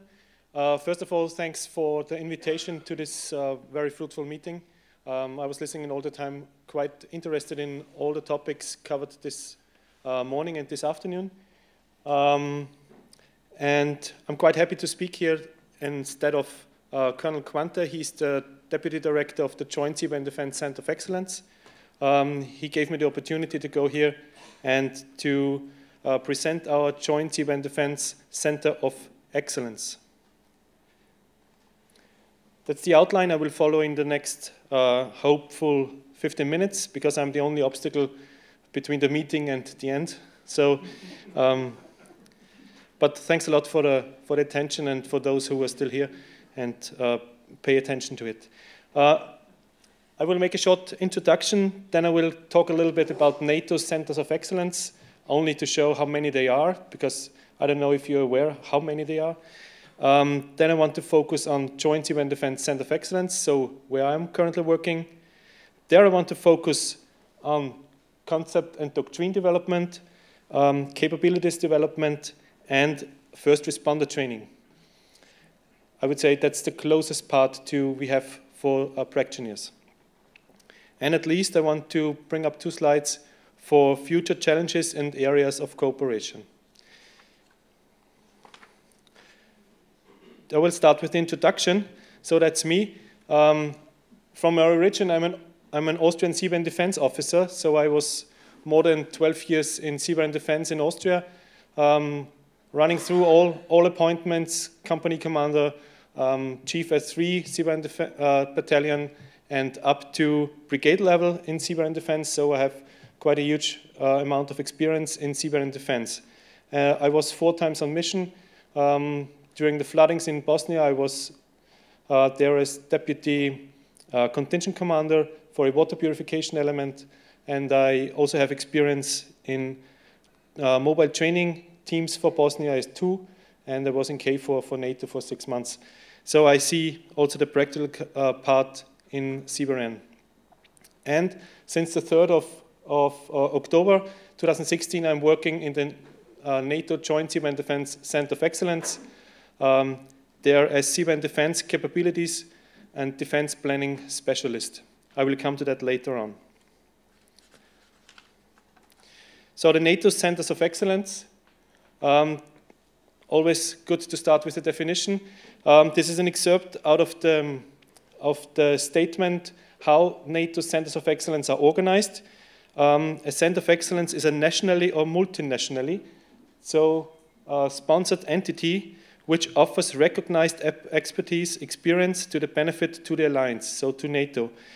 And want to focus on the first part, offers recognized expertise and experience. So we have our program of work. It covers around 200 tasks every year. There are a lot of NATO tasks for sure, but the number of supporting EU is growing from year to year. And we are quite happy about that, that we are recognized also in the community of the European Union. Especially in the support of transformation, but this includes not only. Therefore, we are closely linked to Allied Command Transformation. I will come to that slide afterwards when I speak about NATO in boxes. But not only, we also are related to Allied Command Operations, so the second biggest command of the NATO.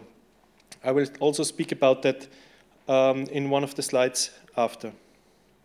And as you can see here, we consist of sponsoring nation and contributing partner. What does it mean? Sponsoring nations are all NATO countries. And as you know, Austria is not a NATO country. So I'm quite lucky to be there and to work with them together. I'm this contributing partner. So altogether, we build up the steering committee. I will explain also in the slide after. This is not the best slide, I know, but it's the only slide who shows all NATO Centers of Excellence. The most important thing is currently they are 24 accredited NATO Centers of Excellence, and 1 is in the accreditation process. So we are talking about 25 Centers of Excellence covering all types of experience. So Joint CBRN Defense Center of Excellence, where I come from, we cover EUD, we cover mountain warfare, we cover nearly every topic. And at least at the end of my slides, I will not present it, some backup slides, there are listed all Joint CBRN Defense Center of Excellences and all the nations who joined this Center of Excellence. So they have a huge amount of knowledge in NATO. Now I want to focus on the Joint CBRN Defense Center of Excellence. Also, it's typical military to start with the organization. We have currently, we consist of 3 main parts. First part is we have a huge directorate, so that's our leadership support, chief of staff, and our deputy director. Then we have subject matter experts in the field of transformation support, operation support, training, exercise, and education. In all the fields, I will explain those afterwards. Concept development, capability development, and defense planning, and experimentation.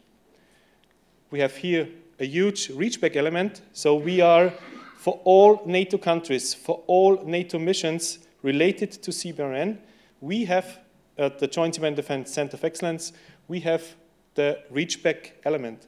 So from all nations, they have established a direct link to us. So if they have any request for information or request for support, we call it, they can send us it, secured or unsecured, to our Center of Excellence, and we mainly, the reachback element is taking care of it. There we have an ops officer, we have ops NCO, we have a RAD, a bio, a chem, an expert for meteorology. So we cover all things. And besides, we have a huge network. We call it the primary network. So everybody in the other departments supported with subject matter expert. And among this, we have a secondary network that's a link to all the nations listed here, so 13. And above that, we have a virtual network, so to selected partners around the globe. For those who have an expertise, I don't know, in any field we cannot cover. So we have, in case of any need, we can easily support the nation or can support the organization in the field. Or, for example, support the preparation of itself in the home country. I don't know if somebody wants to play some exercises for modeling and simulation, what could be if an attack would occur in that and that field, then we can make any proposals, and we have for that a modeling and simulation section. Yeah, modeling simulation section, and they are can run models too. I want to continue. That's our functional structure. I will click through. Our basis is the steering committee. They meet twice a year. They are the guidance and they are the funding. And they agree on the projects we have every year. And they agree and sign our program of work. Then we support our framework nation. Our framework nation for sure is the Czech Republic in Vyškov. Then here we have our 3 pillars I mentioned: transformation, support, training, exercise, education, and operational support. Then currently we are close to the end. We set up a huge information knowledge management. We are already testing it. It covers all documents we have. It covers all NATO standards. It covers all agents, and we are currently all RFIs we get, RFS we get. So we collect a lot of data for our use and in case of for other use. Yeah, we are coordinating a lot with others. So with sponsoring nation, partners, NATO, EU, and all the others. And support in accordance with our program of work we have every year. Now I want to focus on, concept and doctrine and capabilities development. Just to click through, I will not explain it in detail, but we are supporting NATO. So when I say we, I mean Joint Civil and Defense Center of Excellence. Excuse me when I say we. But we support NATO Civil Defense concept and doctrine development. So all high documents, joint publications, technical publications, so the highest standards in NATO for CBRN are supported with custodianship from the Center of Excellence. We have a huge part of terminology development. So each term which occurs, we discuss it in special panels and make a definition on it. So as you know, NATO has a lot of definitions for each things. Capabilities development, I will not focus on each step. I only want to mention we support the NATO defense planning process. It's a 4-year cycle running in 5 steps. And the Center of Excellence is supporting, we call it step 2+, because it also covers a little bit of the third part. What does it mean? There is a political guidance out of this political guidance, there's a line of ambition. Out of this line of ambition, there is a look on minimum capability requirements. Does NATO countries, NATO forces cover these minimum requirements? If not, then we have a capability gap, and we put effort on developing new efforts, developing new standards to close or to mitigate this capability gap. That's all I want to say about that. That's the second part of capability development, and I think it's a very important one. That's NATO in boxes. You can forget all the others. Please focus only on the red parts. That's the main group, Joint CBRN Defense Capability Development Group. This group meets twice a year. From each nation, there's a representative representing his country. There are representatives from all NATO bodies, also from the industry, and they are presenting their program of work. Below that, we have 7, we call it panels.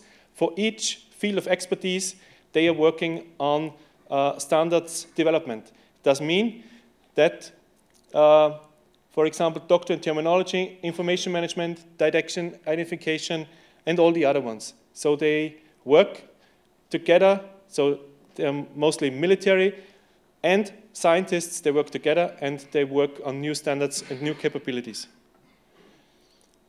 We already saw this slide.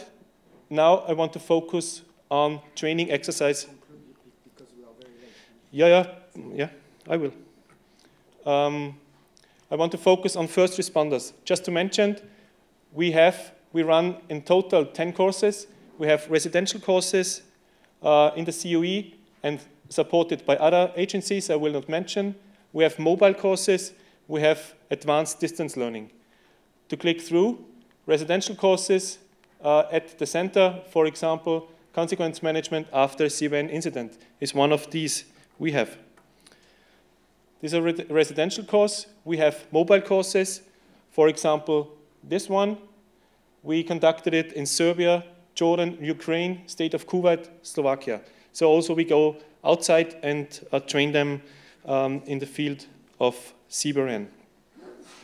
And we have advanced distance learning. So we also run online courses together with the NATO school Oberammergau in Germany. We have a huge NATO training possibility online. There we conduct 2 courses, or we provide 2 courses. Only to focus, last year we had 7 courses, around 100 students. In total, we already have covered 28 countries which attend courses in the Joint CBRN Defense Center of Excellence. We have a training portal. This is the link. There you can get other information. That's our homepage as well. Future challenges. I will not mention each one. I will click through very fast. I will only focus on 2. From our perspective, from the Center of Excellence, future challenges are for sure technology and innovation, research and development. There we see from the Center of Excellence a huge possibility for future cooperation with the European Union in that field. And we are open to discuss it. We already had a high representative visit from the European Union in the Center of Excellence. And only to show an example, we also work together with IDA on projects. And that concludes my part. Thanks for the attention, and I'm open for any questions.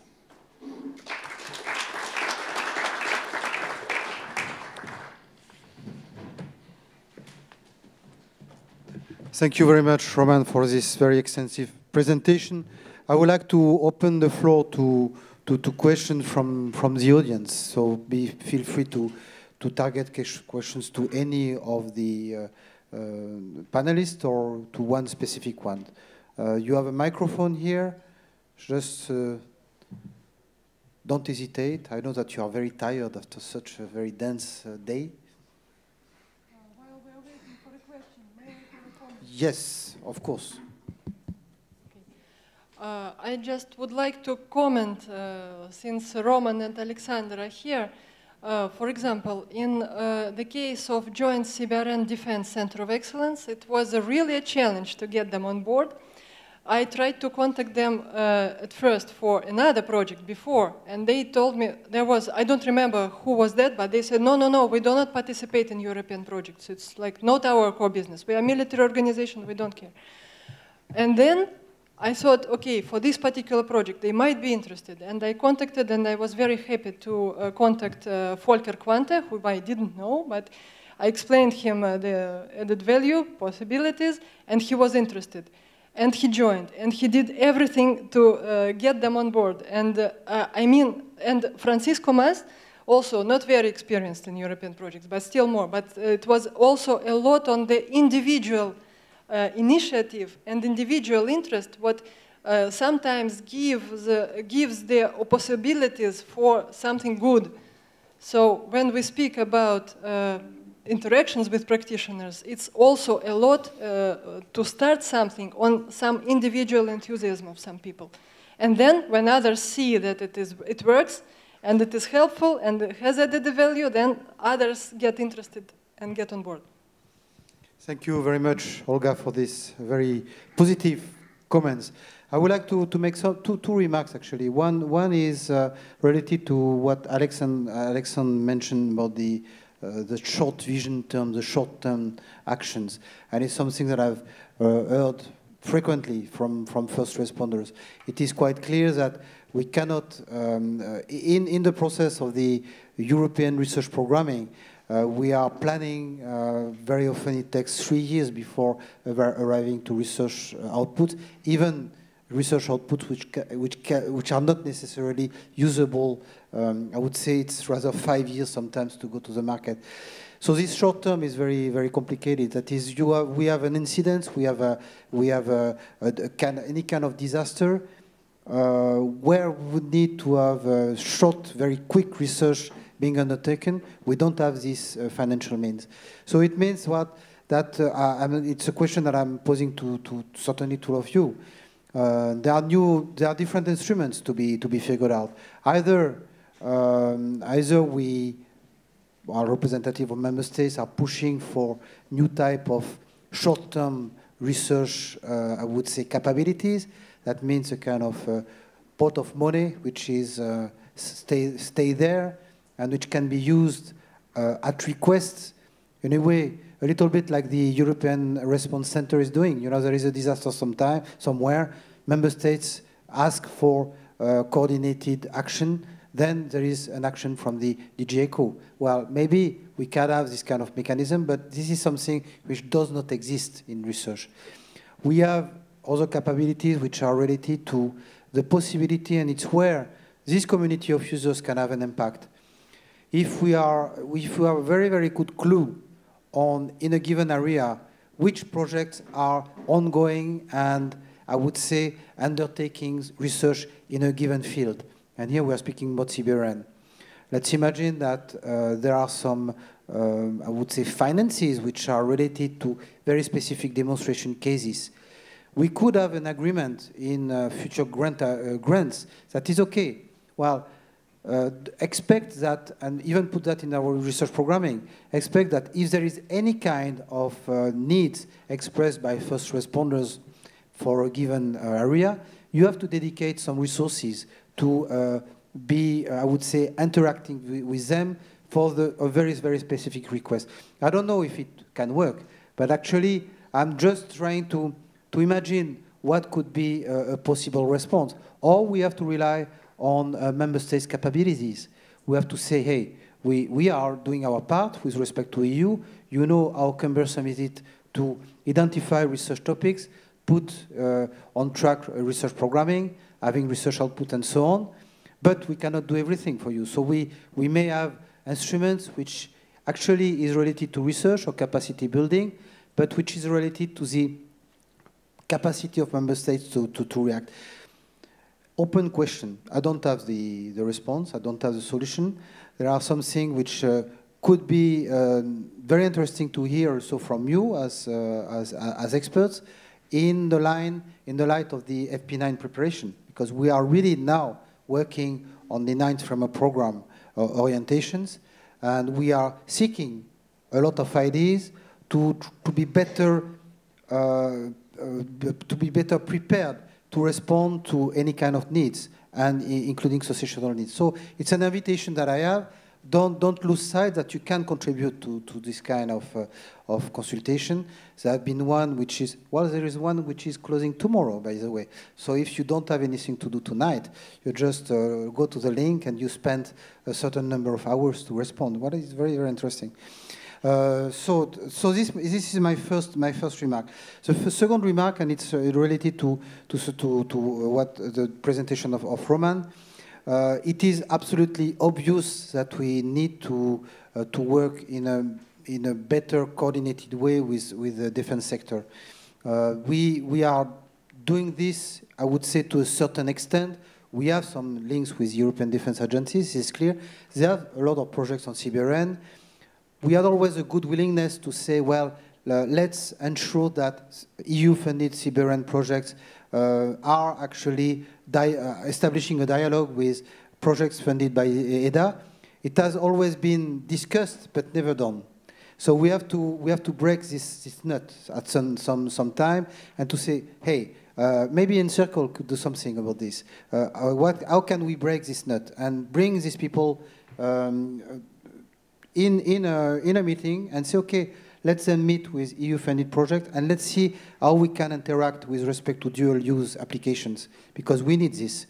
And we all the more need this that in FP9, as you know, and it's not a secret, there will be a defense research program. We know that. We don't know how much money there will be in this program. We don't know who will rule this program, but there will be a defense research program. There will be a security research program. If we don't establish from this time, from now, bridges between civil applications and defense and military applications to prepare the ground for having better interactions between defense research and security research, we are completely running into a disaster, because we will fragment even more the research landscape in Europe. So we have to be really anticipating this, and this kind of meeting is very interesting because we have informal dialogue, and it's why it is very efficient, because it is informal, but it has to be formalized. It has to be clearly put on paper. Be aware that if we don't do that, we will run into a very messy situation in after 2020. So it's also my message, and I would like to maybe open the floor for this kind of remark, because it will have obviously implications on not only practitioners, but also on all of you as research policymakers and industry SMEs representatives. Yeah, please. There is a microphone here. I will do the lady of the room. Poo, poo, poo. Okay. Okay. Yeah, just a number of times today it's been mentioned the sort of importance of you know, companies engaging with first responders and the end user community from a very early stage in the game. But at the same time, we've also had the reverse of that, where Olga pointed out that there's practical difficulties with that when you come to engage with the end users, there's this problem of practicality gets in the way. So I guess one of the questions I've got, maybe to yourself, Alexander, is whether you've got any advice to businesses who would like to engage with first responders to understand their needs and requirements at the start of a project, and how we go about doing that in order to sort of get that input into the project.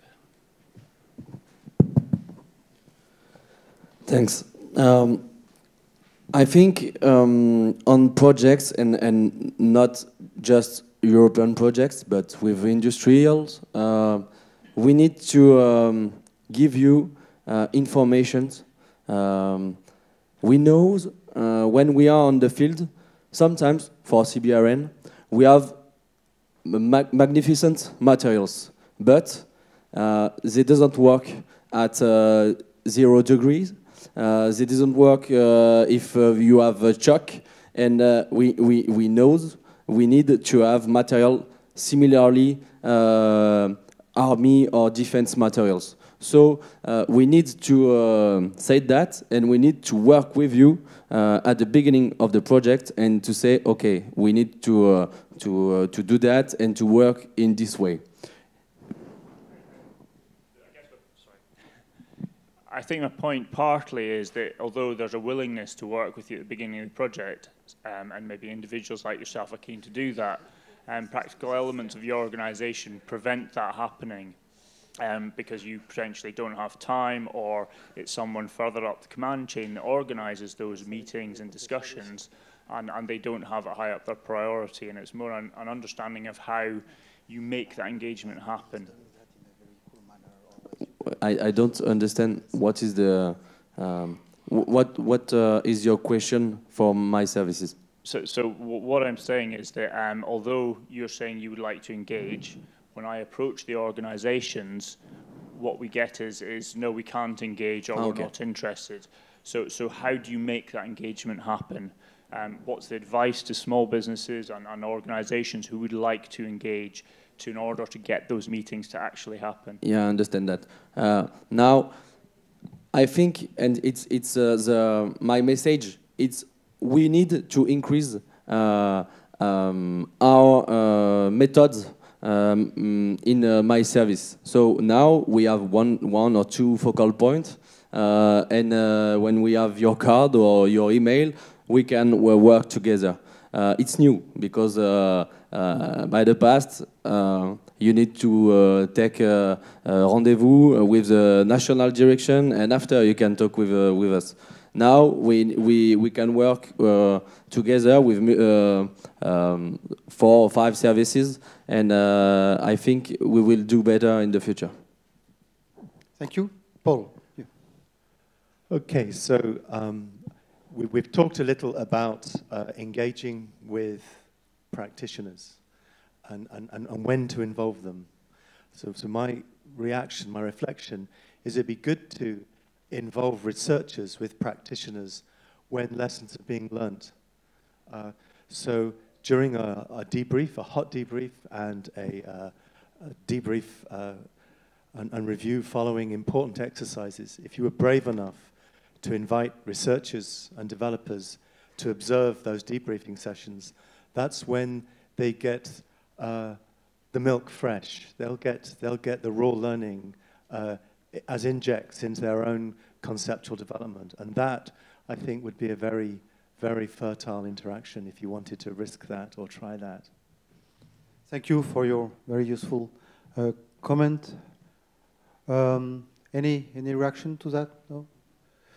Well, I heard a comment which were in a way along these lines on Tuesday when we were discussing networking and interactions with practitioners. And it's a danger of, I would say, not boring. You know, with this kind of forum, it's very interesting for having this kind of exchanges and putting ideas right on the table. But I wonder whether first responders, firefighters, police officials would be interested by this kind of meetings. They will certainly be very bored. So we need to be very clear in the way we will be interacting in the future with practitioners. There will be some people that will be representing the interest of practitioners that have the capacity to do that at European or national level, and we need this relay. But many first responders are not interested to participate in meetings. They are interested to have access to very, very specific tools and technologies and methods that are relevant to their work, to their operational work. So, and this might have an impact also on the way we are conceiving not only research, but also a push to the market. Because let's imagine that we have indeed a research project, developing a given tool.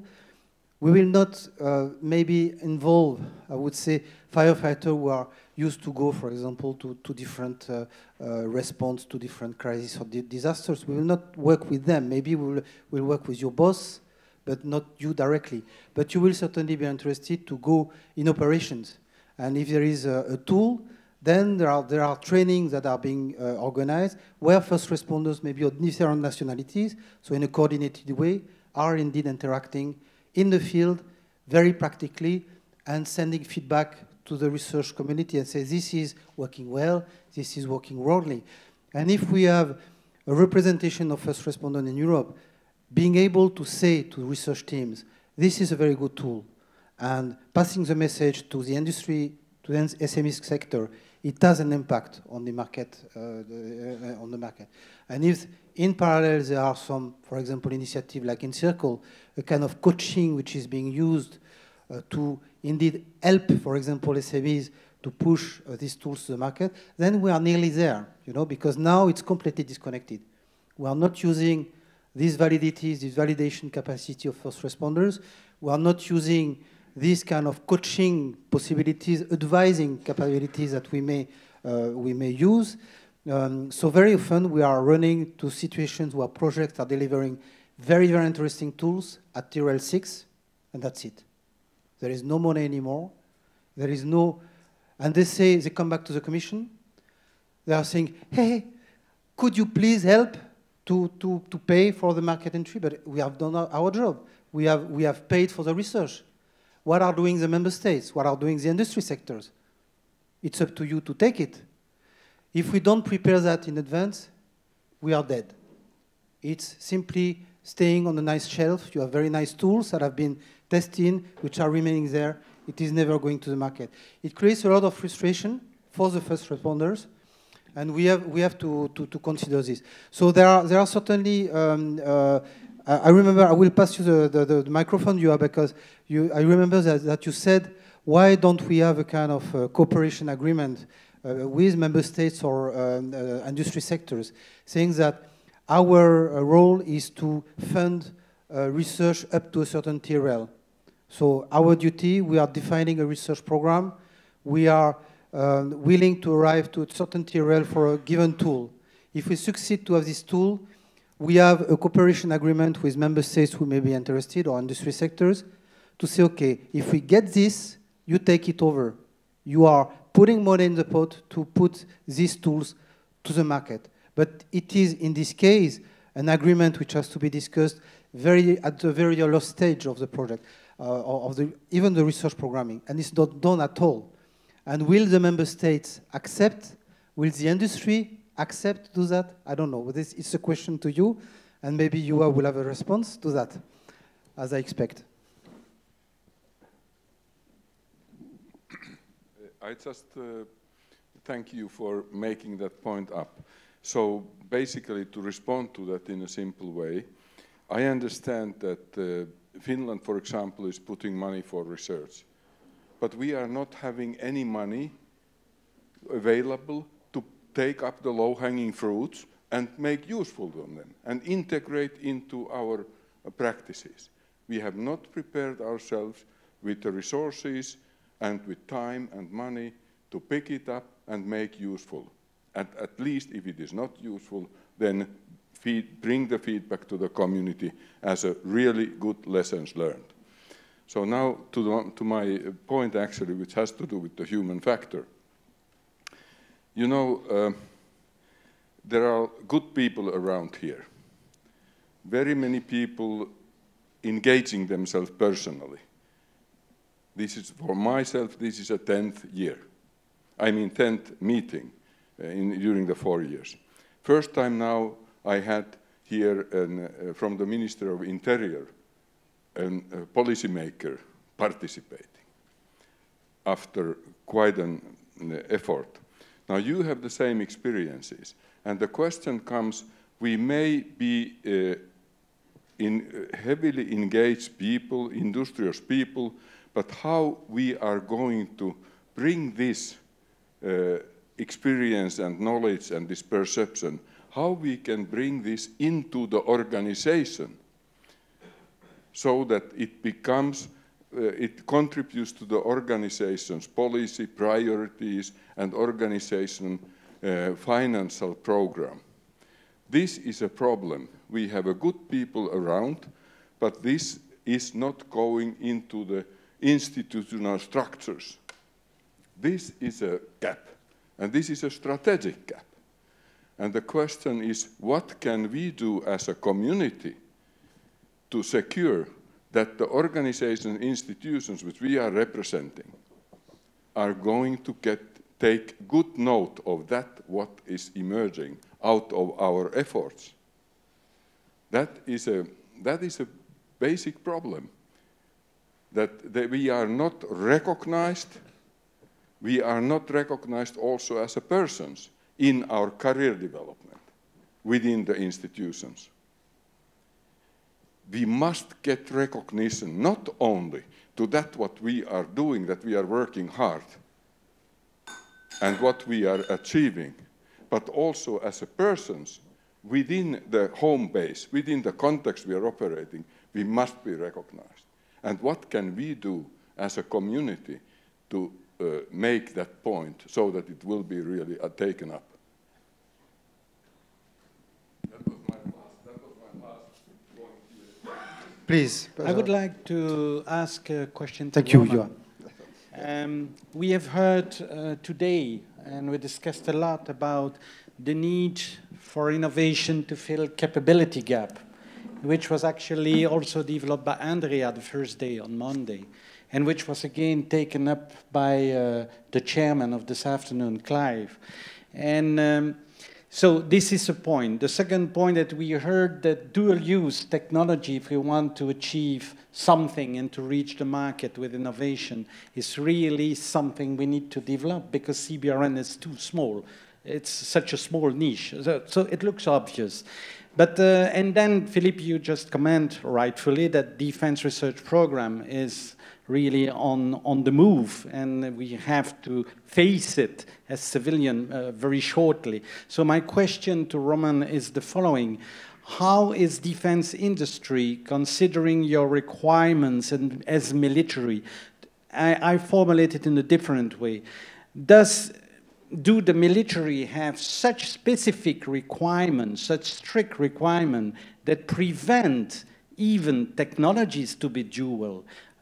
Is it something you do not bother because you have your military career, your military requirement, and you don't care about your use technology?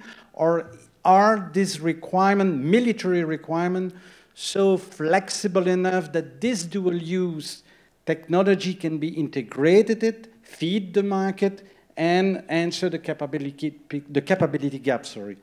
Long question, but I think it's really relevant to know, because it seems to be critical issues there. Thank you. Thanks for the question. It's a difficult one, because I got it fully, but it's difficult to answer for me because I'm not representing NATO here. So it's a difficult one. I try to focus on the question. As you have seen on one of my slides, we are working in seven panels, and in these panels we have a lot of industry involved. So when we develop new standards, I don't know, for standoff detection or for CBRN waste management or sensitive equipment decontamination, we develop standards. And in these standards we have a lot of military scientists involved, but also opened for the industry. And I think the problem is mainly if open industry is involved in this project, then the dual use is quite difficult. That's my, yeah. Yeah. Thank you. Yeah, this is clear. It's a clear reply.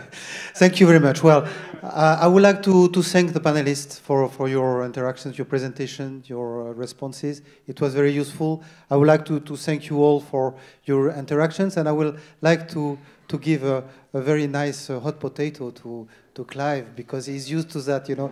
The poor Clive, I'm pressing him like a lemon. So, and he's very British, you know. He's always, you know, not tracting. Yes, okay, of course. So yeah. So Clive, well, you will be our guru to close this meeting. Thank you very much.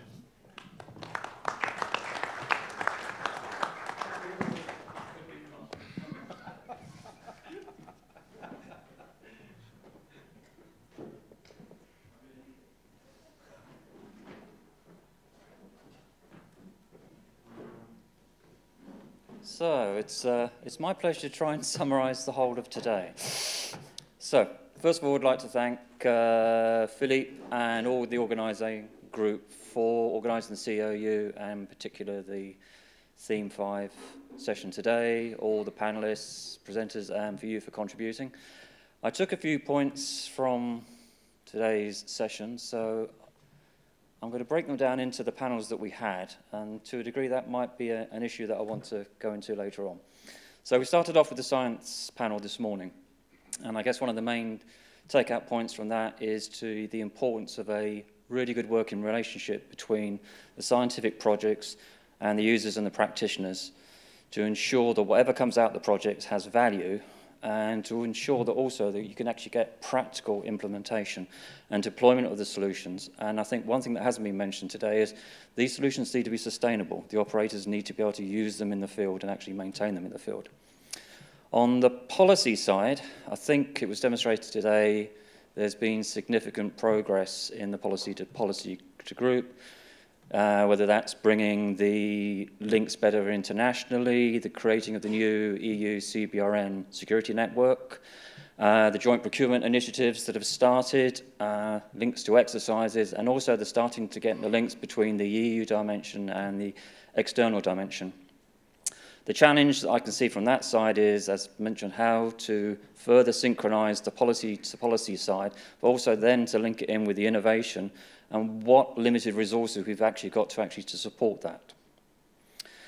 On the demand side, it was mentioned from there they need a better awareness of what capabilities is out there in the field, whether that's science or technology providers. But on the other side is it's up to us as innovators and solution providers to actually show there is an added value to providing these solutions for civil CBRN security because it is such a niche market. On the innovation panel, again, a lot of this is coming down to relationships. How do we build relationships in a structured and efficient way so there's actually shown to be benefits to all sides? Practitioners will be involved in projects and innovators will be involved in projects if they both see there's a benefit. If you don't see a benefit, you're not likely to actually join the club. One of the challenges that obviously came out of this is a need really a need, which is a take-up home point I'm going to get from that, and will that actually lead to a subsequent demand from a customer? Not all needs will necessarily mean there's actually a new use for that application. Another area is we all do needs and gaps assessment, and I think something that needs to be considered is how can we pull all that resource together somewhere and stop repeating the same thing, and perhaps not necessarily to concentrate on needs. What we're really interested in is what are the gaps, the priority gaps that we need to fill. Everyone has lots of needs, but it's the gaps that are really the issues that we need to concentrate on. And one of the solutions that may help with that is capability development planning. On the practitioner's side, issues on obviously sharing sensitive information, and obviously the time the practitioners have time to respond to our requests and to actually help on the innovation side. But from our side, it's having the right cost and having the appropriate innovation that the user actually wants. As I say, don't build a Ferrari when a basic go-kart will do to meet the needs. There is a tendency in science and innovation to over-engineer. Engineers love to improve, sometimes for just improving's sake. Involvement, communications, and I think on the point on the dual use, the only thing I would add is if you keep dual use down to what I would call a core technology area, you're okay. It's when you start applying it to specific end user requirements, that's when you start coming into issues with export controls and dual use and that sort of side. So if it can be managed at an application layer that could be applied to either side, you can handle that side. So in summing up, whether we're science policy, innovation practitioners, we've somehow got to communicate and participate. And I mean participate. It shouldn't just be a listening shop. We have to all provide inputs on this in a structured and an efficient way so that we all benefit. Now, I've gone through the sessions as they've gone through. We've had a science session, a policy session, innovation session, practitioner session.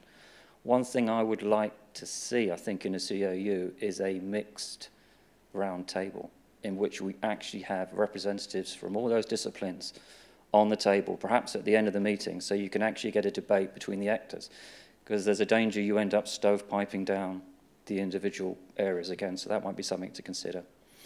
In the longer term, to develop and, say, further improve the CoU, then an EIP could be a way forward, and potentially the CBRN, because it's a fairly niche and controlled area, could be the pilot to actually take that forward.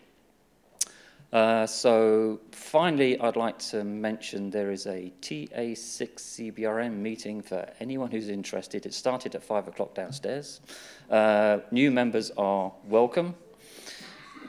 Sorry? It's downstairs, yes. It will be downstairs. New members are welcome if you want to carry on. I know it's been a long day. And thank you all, and safe travels. And back over to Philippe. Thank you. Thank you very much. Well, thank you for having concluding indeed on this European Innovation Partnership idea. It's something that we will pursue in the next weeks, and obviously CBRN is a nice mature field to be looked at, and I think that with respect to the size of the market, it's how we conceive actually CBRN, because I've heard a lot of things on this today with water security and safety, where you have CNB and even sometimes air being represented, Seveso on chemical accidents, which is also another type of market, which is not actually security part, which is more safety. We had also CB, or maybe more B in the health day. So in a way, just reflect on if we have an EIP and related to CBRN, just maybe avoid to speak about, you have a CBRN community, but the CBRN community is completely artificial. Sorry to say that. The CBRN community brings you to sectorial areas which are themselves prone to market development. So I think that to develop markets where maybe the CBRN community will have difficulties to do it, but sectorially you will certainly have more, I would say, possibilities. And I don't like to say that because it's splitting again. You know, we try to break walls, but we are, in a way, all working in silos. And now I understand that we need to keep this very clearly, but to create very strong bridges among the silos and to ensure that these silos are very well interconnected and that we don't have any redundant activities, but that we are targeting very clearly the customers and the research developer. This will be my last word. I would like to thank you very much. It has been a very fruitful 4 days. I think it shows that the format is very nice. I hope you enjoyed. We are building a community. Thank you very much.